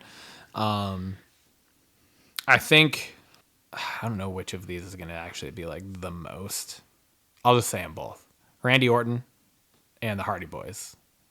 Is that what you said? I'll let you go on. It's very similar. Yeah. So the Hardys, because they've always said, and especially more and more so recently, like Matt has said on his podcast multiple times that like that he believes that their plan is to retire under the WWE banner. So like they're going to come back to the WWE at some point. They will retire under the WWE. Yeah. And then Randy Orton has just been, I mean, I feel like was one of the faces of the company when at like that turning point in wrestling for me, right? Like when I first started watching, and kind of similar with you, was like right at those beginning days of the Attitude Era, right? Kind of in that transition period. Yeah. And I mean, I was young at the beginning of the Attitude Era. I was like 4 or 5 years old, right? But I was watching, but then like as the years went by and I was, getting a little older to where I can actually start comprehending and understanding storylines and really relating to things and starting to really, I don't know, just like have an actual like connection with what's going on the screen. Yeah. Was the early 2000s, right around the time when like Cena and Orton all debuted. Yeah. And so Orton has always been, I think for me, one of it was like Cena was Batman and Randy Orton was the Joker. Yeah. Like the face, the heel for 20 years. Yeah. And for the majority of my time, I mean, like legitly, like almost the entirety of my actual full-time watching wrestling and being invested in it, Randy Orton has been at the center of it. Yeah, and he's been the longest. Like even John Cena dipped out to go do a movie. Randy's been the most consistent since he debuted. Yeah. So it is. I think his will be big. Yeah. I think that one will be like that one. I think is going to hit more than Cena retiring. Yeah. Because like Cena retire, it's like that already happened. That's what it feels like. Yeah. I agree. It feels like it already took place. Like whatever. Orton has been consistent outside of being gone for injury. He has been consistently on our screens for over 20 years now. Yeah. Yeah. So there's that. And then the Hardys, I think it's just kind of goes because it feels like we mention Jeff almost every fucking time.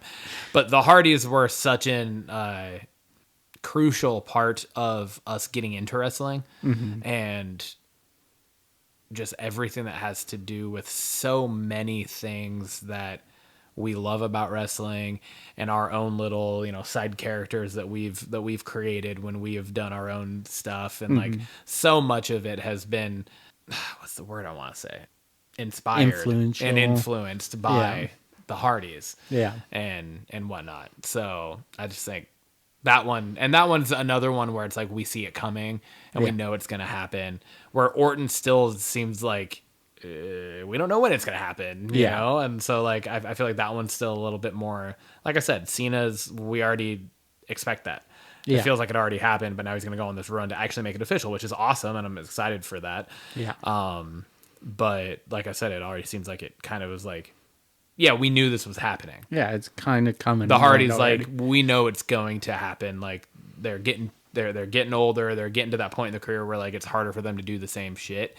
But Orton has been fucking, like, he's put on some of the best matches of his career over the last couple of years. You know what I mean? So it's like, oh shit, man. Yeah, I think that one will be the most. What about you? Yeah. Well, it's funny. I mean, I didn't put the Hardy Boys, but I put Jeff Hardy because just of everything he's gone through personally. Yeah. But to your point, he's been very influential. I think he's the reason I wanted to do backyard wrestling with you guys, and everything is just everything. He's just been so influential on what I like about wrestling and character-wise, and just that underdog finally winning big one. It's always been, there's just been so many cool moments with Jeff Hardy. I think it's just only fitting that he comes back to WWE, and I think he is a changed man now, and it'll just be bittersweet just to see where he started and how far he's come to retire. And I too have Michael Cole. The second he is not on the announce table is gonna just hit. Like he's the best.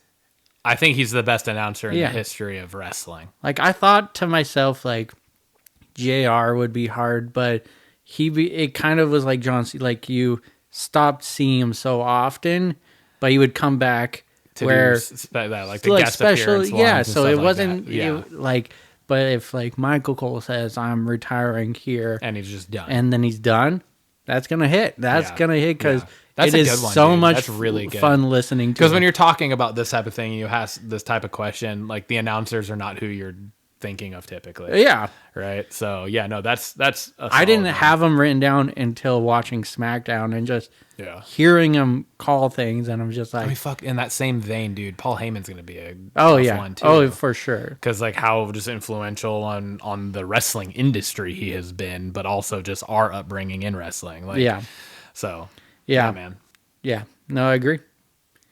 Shit. All right. Good question. I really like that one.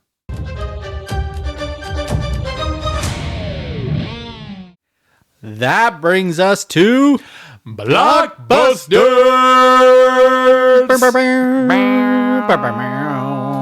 Ding, ding, ding. Da-dum. Oh, anyway, yeah. So I forgot what we were doing for a second. Blockbusters, man. We got a handful of things to talk about. A couple of them are kind of in more kind of pre-production, just announced type things. There's not a ton of information, but I just thought a couple of them are exciting to talk about. Yeah. This one has some casting, has a synopsis, doesn't have a release date yet though. But this movie is called The Trip. The Trip is an adaptation of the 2021 Norwegian action horror comedy I Onde Dager. I have no idea if I pronounced that right or not. I tried. And centers around a dysfunctional couple who look to reconnect at a remote cabin, but each actually has their own secret plans to kill each other.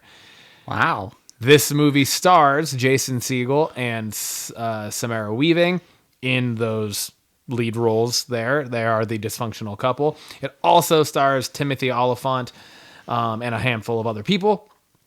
It is directed by Jorma Taccone, he's one of the three members of The Lonely Island.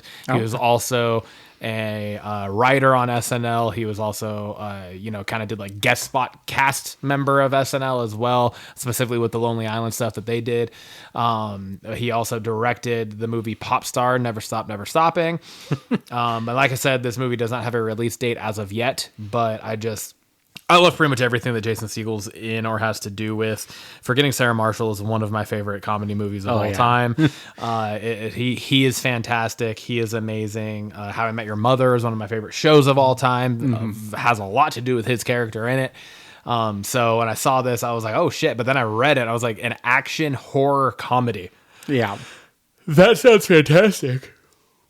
So yeah, I wanted to throw this on there and just you kind of get the word out. Plus, Jason Segel, Samara Weaving, and Timothy Olyphant. That's a pretty good, just 3 leading people to have in a movie. So. I was gonna say you had me at the 3 stars that you listed, Yeah. but the premise of it sounds awesome. Just just I can see where the comedy's gonna come from this, but also the horror aspect too. Yeah. So, Yeah. no, that has me really excited. I can't wait to see a trailer, same. teaser, Yeah, I'm whenever excited. that comes out.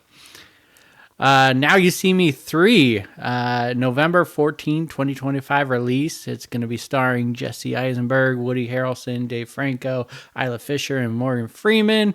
Rosamund Pike, Justice Smith, Ariana Greenblatt, and Dominic Sessa join the cast. Not any plot details yet. I've heard this has been in the works for a little bit. Yep. Big fan of the first 2 Yeah, movies. same. And love to see what they're going to do with the third. Yeah, For same, sure. absolutely. I will be curious to see if they. There's another one. Add to the tally. I'm gonna be curious to see if they somehow add back in Daniel Radcliffe's character from Now You See Me 2, or how they'll kind of navigate that part of the storyline. Yeah. But yeah, I love these movies. They're so much fun. They are. They're so much fun, and they're very intriguing and just action packed. And It's kind of got I really like heist movies, and Yeah, that's what yeah. these are, essentially, long run. So, yeah, that's what they are. Yeah, plus magic. yeah. I love magic. You know, I'm a Harry Potter fan, so I'm all here for it. Yeah.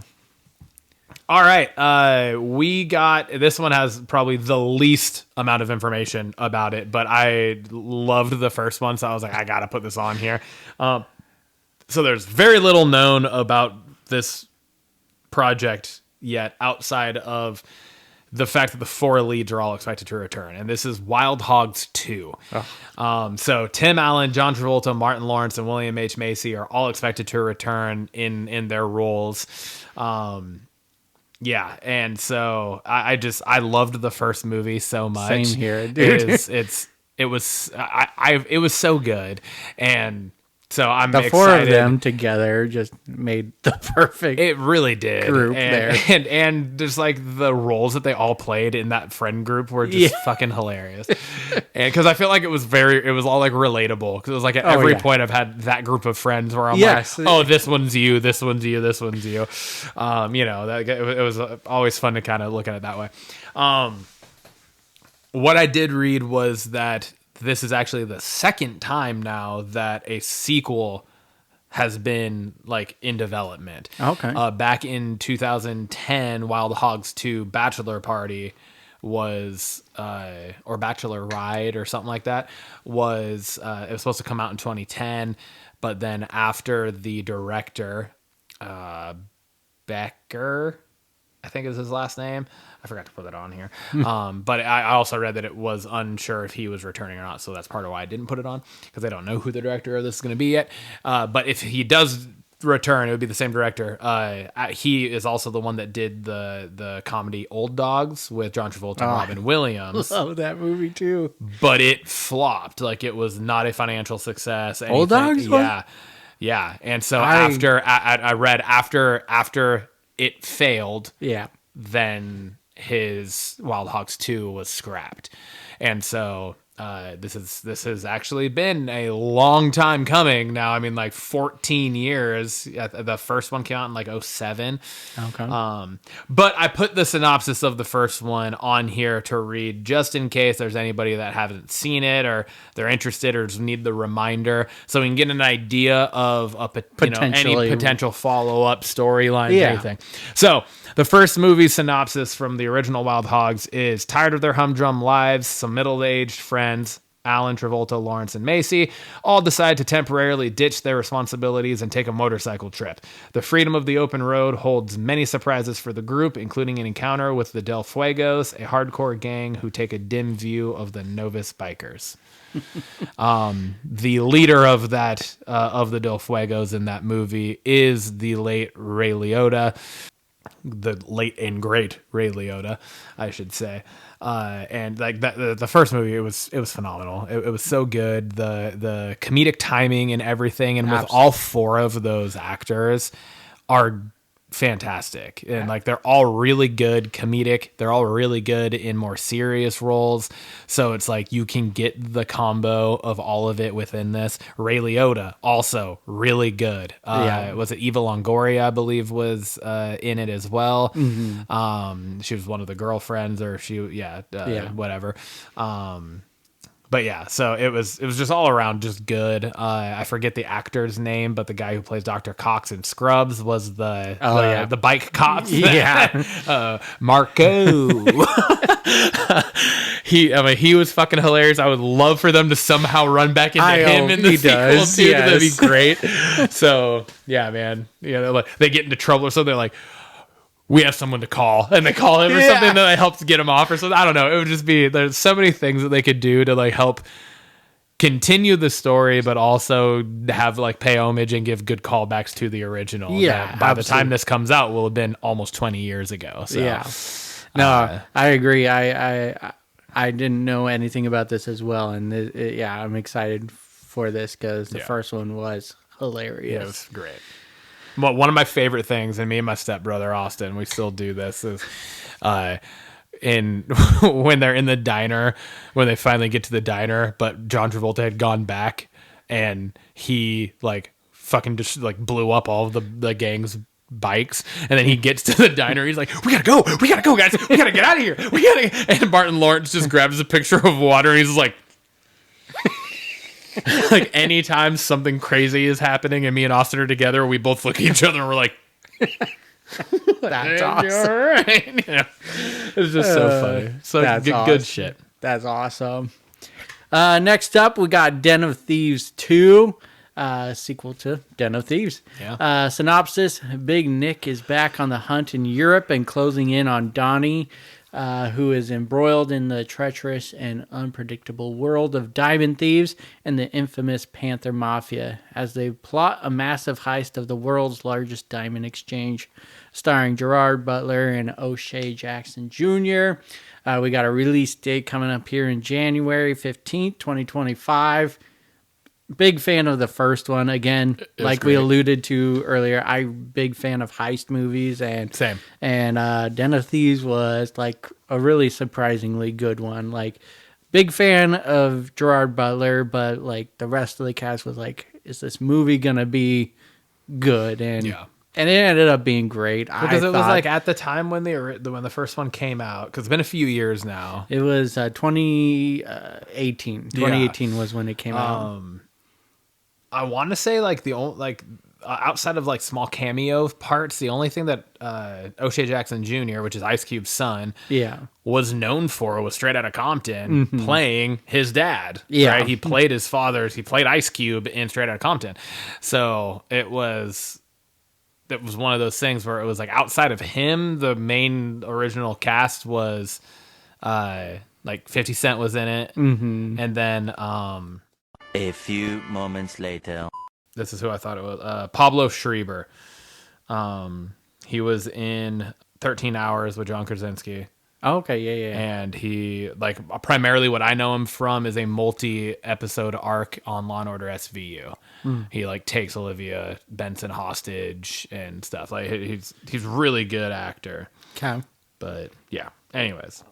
Nice. That was, sorry, I had to just, that was, it's one of those things where it just like, if I can't remember it, it's going to just going to piss me off the rest of the episode. I'm not going to pay attention to anything else. That's all I'm going to be thinking of. So we do got a trailer for this one. It looks action packed. It has a little comedy in there as well, but the stakes look high in it, and it looks really good. And I like that Nick, Gerard Butler's character, is now on the high side of things because his character was badass in the other one. Yeah.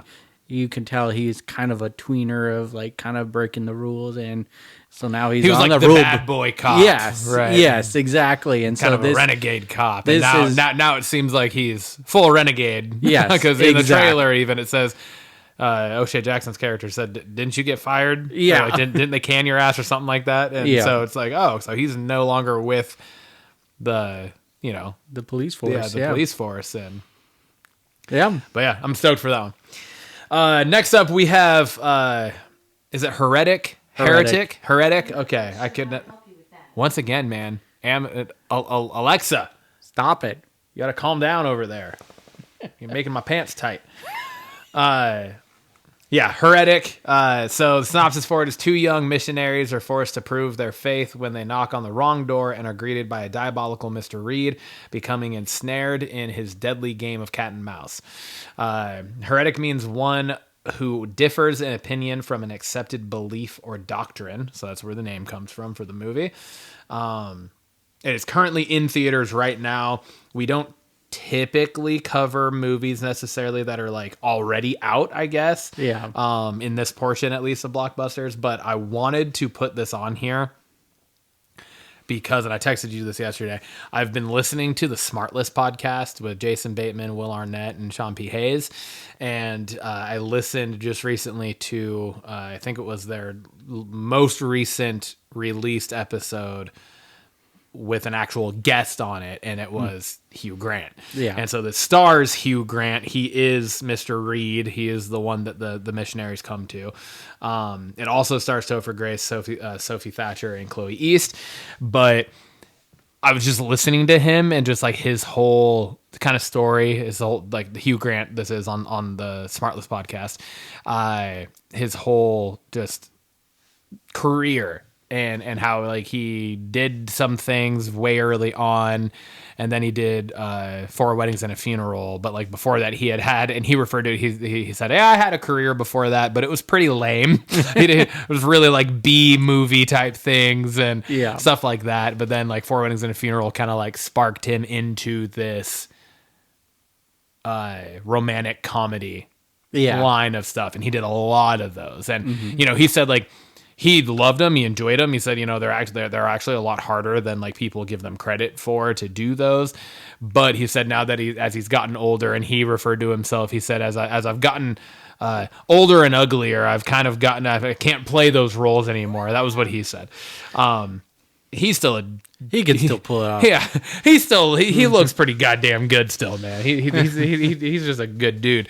But he was talking about, Jason Bateman was kind of bringing it out of him and just talking about like, now are these roles that now, like, as you're at this stage in your career, like, are you looking for these types of things to like kind of branch out and do these different stuff? Because like he's done a handful of things like that, and he said, yeah, really, like it's just allows him to venture out and do a different thing, outside of like the typecasted world that sometimes actors fall victim to.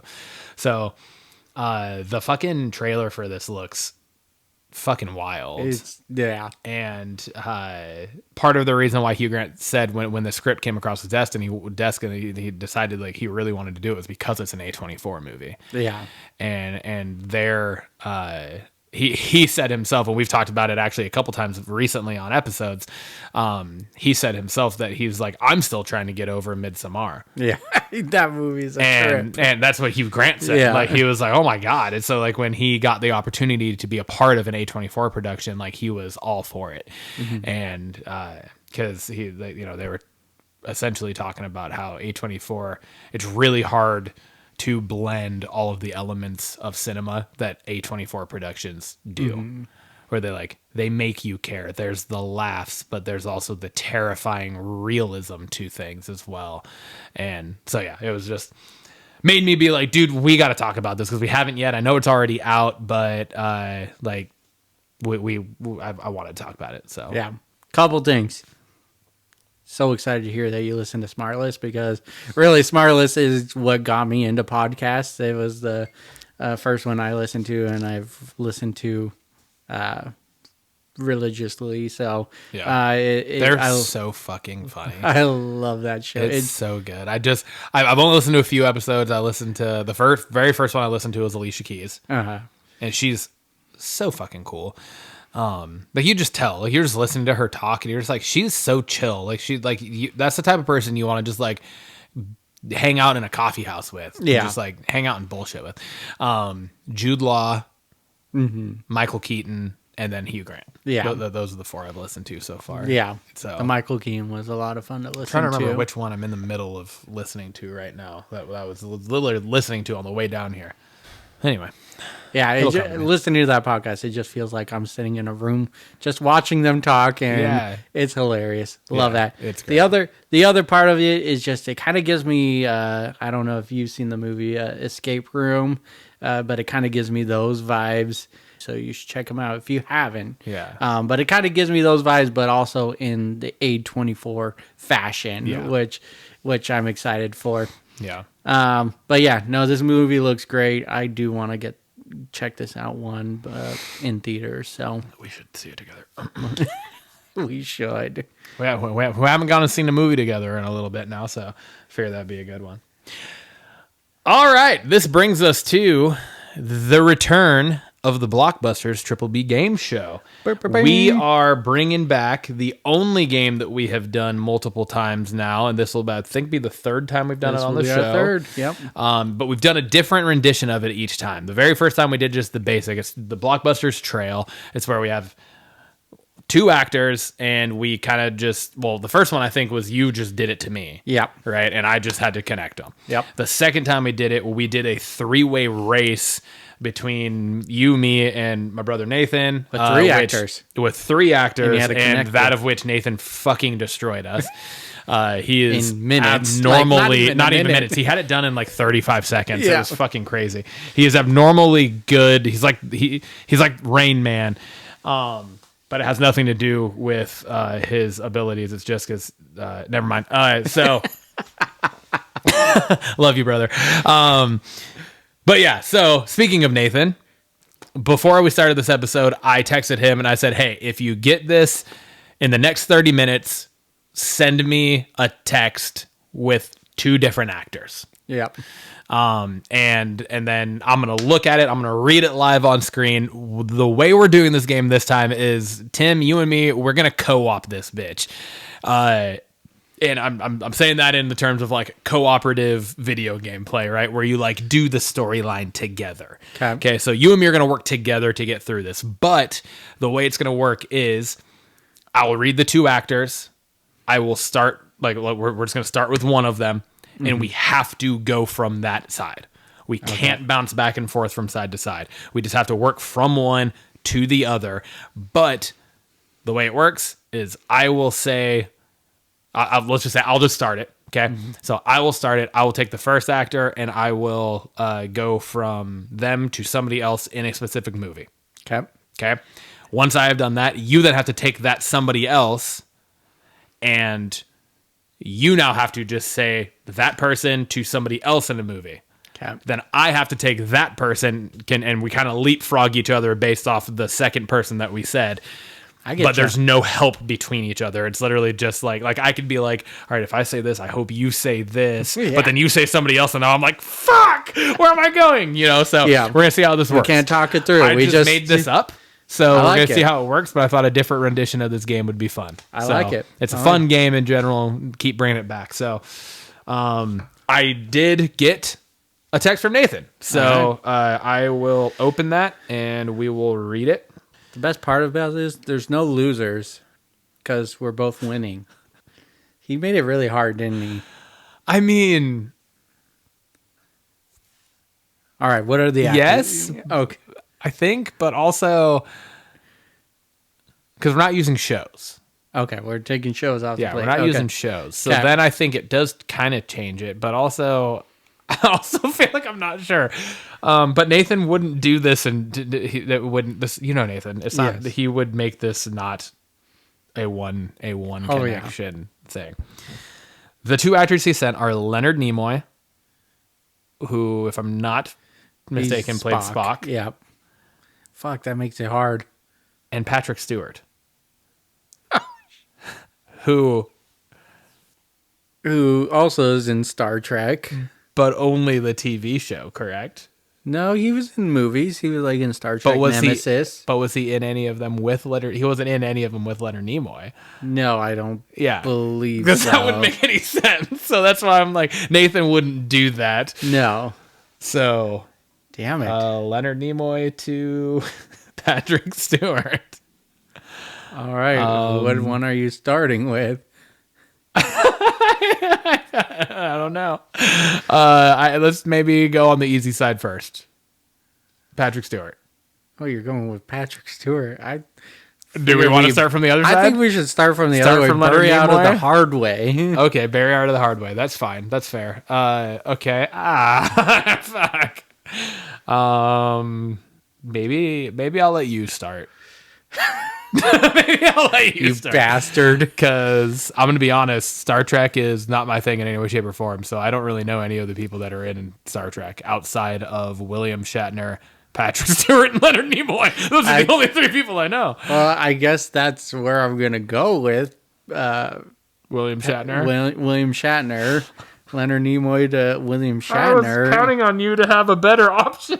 I haven't watched the earlier Star Trek movies. Figure out something that William Shatner's in movie-wise. He's been in so many. Oh no! Fuck. Never mind. We got to get to Patrick Stewart. This is gonna be easy. This is gonna actually be easy. I think. I'm gonna go Sandra Bullock in Miss Congeniality. Oh, that's a good one. Yeah, that's a good pull. Okay. All right. And so we're trying to get to Patrick Stewart. Patrick Stewart.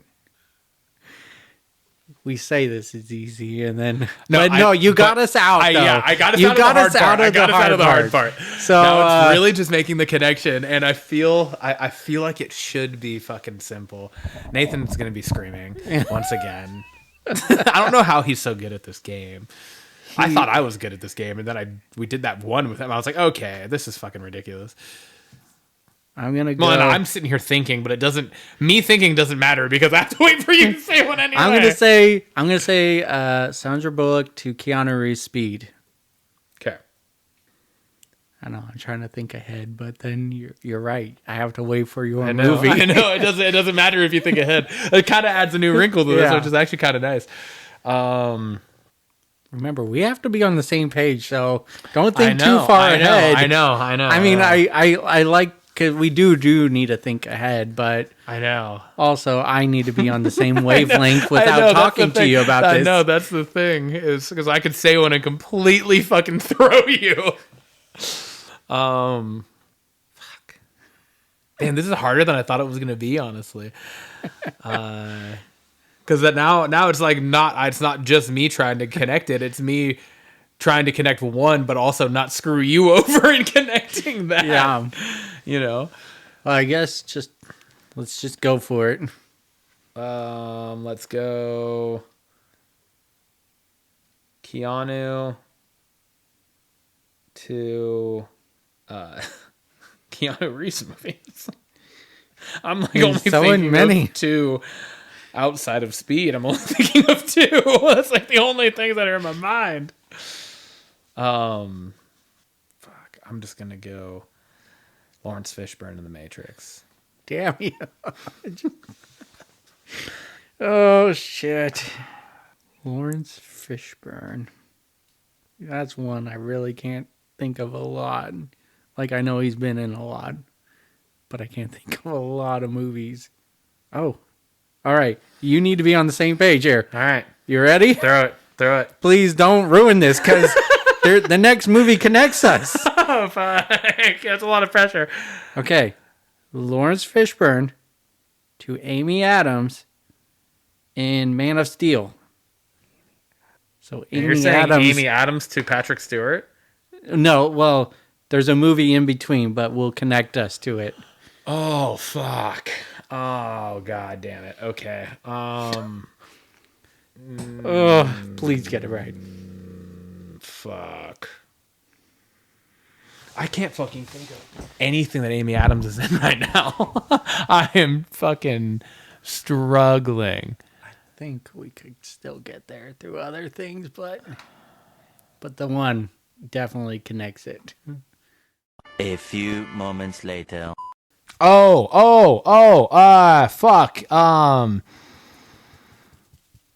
Oh my god. And I hope know it too. It's Enchanted. Yep. Fuck. What is his goddamn name? He's fucking Cyclops. He's, oh my god. Oh no. This is where it's gonna end. You can't use it if you can't name him. I know. What the fuck's his name? Right now, since I can't remember his fucking name. James Marsden. Boom. Yeah. Enchanted, James Marsden. There we go. James Marsden to Patrick Yeah. Stewart in the X-Men. Holy shit. I failed us so hard in that whole thing. The other Jesus one, Christ. The other one was American Hustle, Amy Adams with Jennifer Lawrence. Yeah, Jennifer Lawrence. Yeah. Yeah. American Hustle. That's right. Man, what a fun game that was. Yeah, What a fun. Took me way longer than it fucking should have, and I apologize for everyone listening, but we got there. We'll have to bring that back because that Yeah. was it was fun. It was fun. It was good. And it's hard not to be on the same page there. It is, but yes. we finally got there. All right, that brings us to our November binge recap. So this is our second one doing this. I introduced it for October. So Ryan, go over what shows you finished or started, and movies you've watched, or shows you're watching, Yeah, man. Shows that I finished in this month were, which technically wasn't in this month, but it was after we did October's binge recap. So no, that's fitting. Agatha All Along. Okay. Finished Agatha All Along. Fantastic fucking show. Really excited for the continuance of those characters and see what's next in the MCU for all of that and everything that's connected to it. Mm-hmm. We've talked about that a few times on here. I also finished Only Murders, season 4, I believe that was. Mm-hmm. Yeah, well, finished Only Murders. Started and finished Outer Banks season 4, which that was a hell of an end to a season. I think shows that I finished, that probably comes pretty close to it. Shows that I've started, we started the newest season of Found recently. I've talked about that on here as well. That's still going on. We started Yellowstone season 5B. Started coming out 2 weeks ago. Mm-hmm. Tomorrow, episode 3 drops, or I guess technically episode 11 of season 5, but it's the third episode of the second half. Okay. And based on a true story, came out 2 days ago, I believe. Oh, the new season did? Yeah, the first episode of the new season. I believe it was the 21st. So those are things that either we have started or we are going to start watching. And then movies that I've watched outside of the stuff that we've actually done for the show. I haven't watched a ton of movies this last month. However, I did watch Dodgeball again the other night during the power outage because I got my generator running and we were able to pull enough from the generator to be able to run the TV and an Xbox in my room to be able to pull out my DVD collection and do a movie. So I tried to watch The Internship, but that for some reason wasn't working. I don't know why I couldn't get it to play, but watch Dodgeball, which is classic, fantastic. Vince Vaughn is the Smartless episode I'm listening to right now. Oh, that was That's a good the one. episode. So, Vince Vaughn, Jason Bateman, Dodgeball. There you go. They couldn't remember they were in Dodgeball together. They talked about it, though. Well, maybe not Not to the at point. first. Yeah, maybe not to the point where I'm at because they were talking about the movies that they've been in together, and they Okay. named a handful, and they're like, and there's at least one more, but I can't think of it. It's Dodgeball because they didn't say Dodgeball yet. But yeah, Yeah. what about you? Shows that I have finished, actually quite a bit here. So The Penguin, Oh yeah, I finished The Penguin too. Fuck, good call. fucking phenomenal. Fantastic. Well,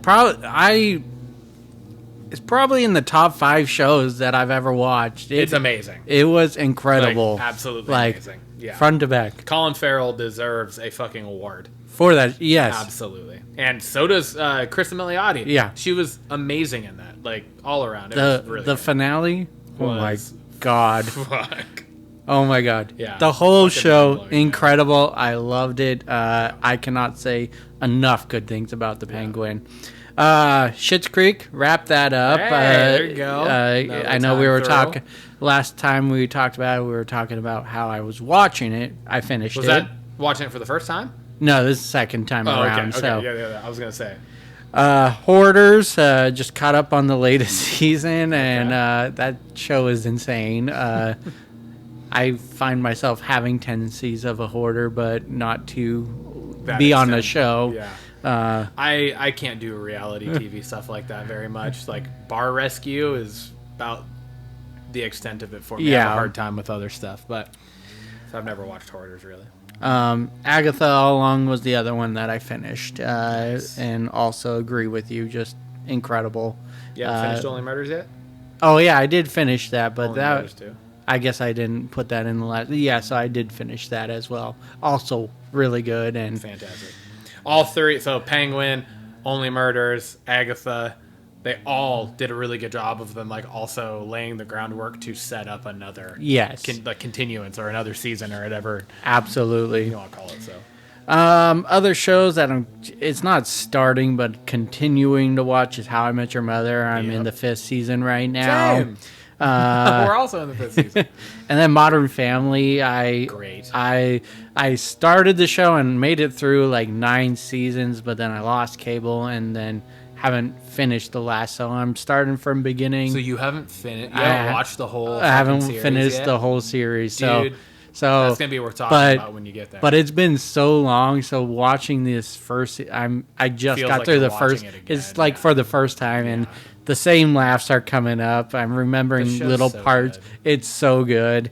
And then that was it for shows. Movies I've watched. Also, like you, I haven't actually watched quite a bit this month, but I did watch Woman of the Hour. It was Anna Kendrick, first movie she directed. Netflix. Yeah, and that never movie watched was really good. Was it good? I Okay, cool. enjoyed Yeah, I it. gotta watch that. I haven't watched it yet. And then actually last night I watched Den of Thieves just there you because it was Got on stoked. here. Yeah. I was been thinking of the movie too, and so I was just like, oh, I got it, so I'm just gonna watch it. Long movie, but super good. Super good. Super Really good. movie. So that is my binge recap. Hell I yeah, do want to start. I like to rewatch the seasons if there's not too many before the new one, so I need to watch Based on the True Stories first season. Oh yeah. So that I can. I didn't know it. I knew it was coming up quickly, but I. Have you already watched the first season? Yeah. So you thoroughly just want to rewatch it. Just really want to rewatch it before And are starting you guys the new Yellowstone season. fans? I have not watched that, but I've heard good things, and I've been talking to Haley about wanting to watch it. Good. The first 4.5 seasons, I guess technically, because only the first half of season 5. I think they're all streaming on Paramount Plus. Yeah. Is Currently, what's coming out is not streaming, okay. so you'd have to wait till it eventually hits streaming. Gotcha. To watch that, but for you to watch the rest of it to catch up, this current half of this second half of the final season would be done probably anyways. So Yeah. you'd probably be able to time that out well. But I would definitely recommend. It's phenomenal. It is a great fucking show. Yeah. Perfect. That brings us to the Blockbusters question of the week, and I pose this as well. I know you've mentioned a soundtrack that you really like on a previous episode, so we're going back to that question.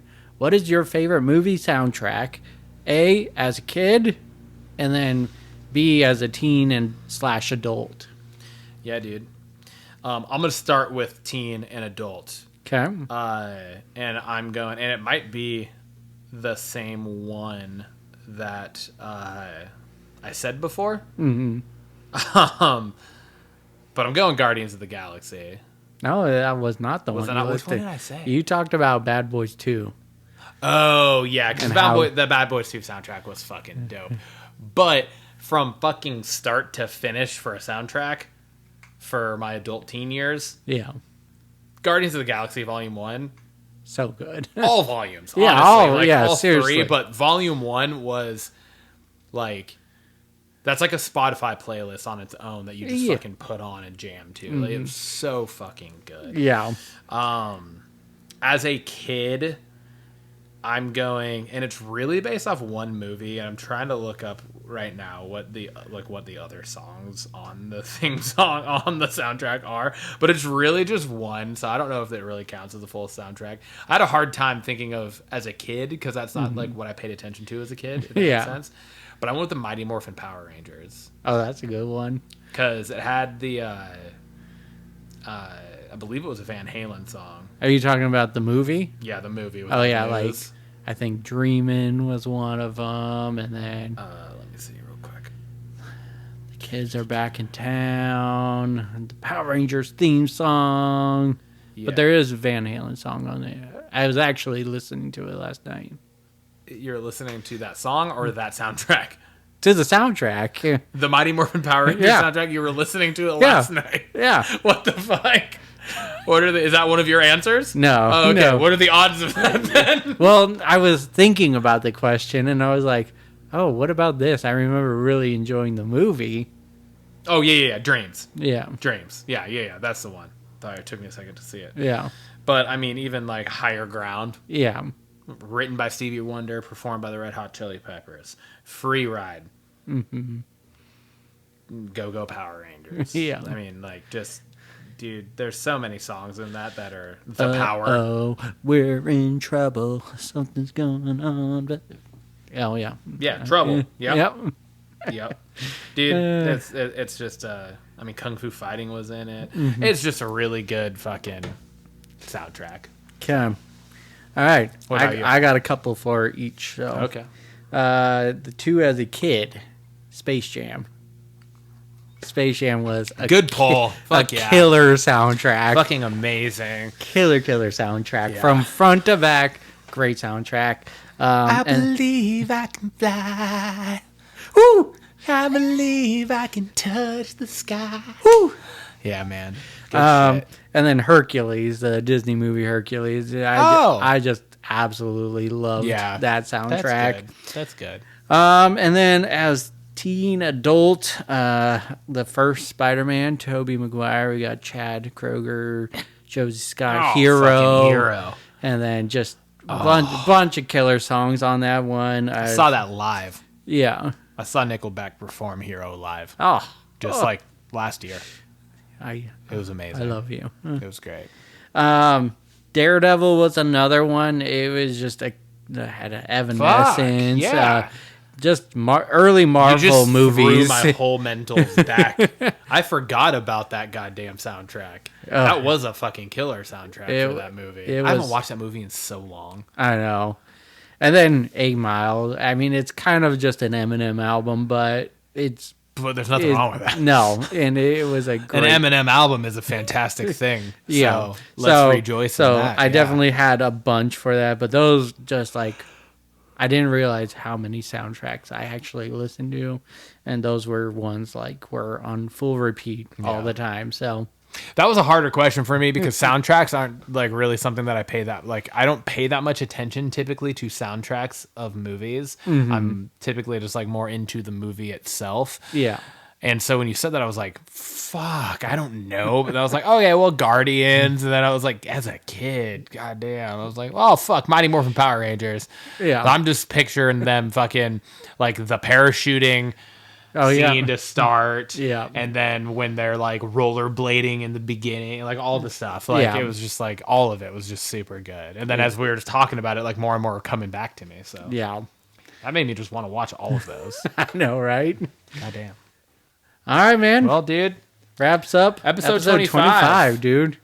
the Jubilation. Jubilation.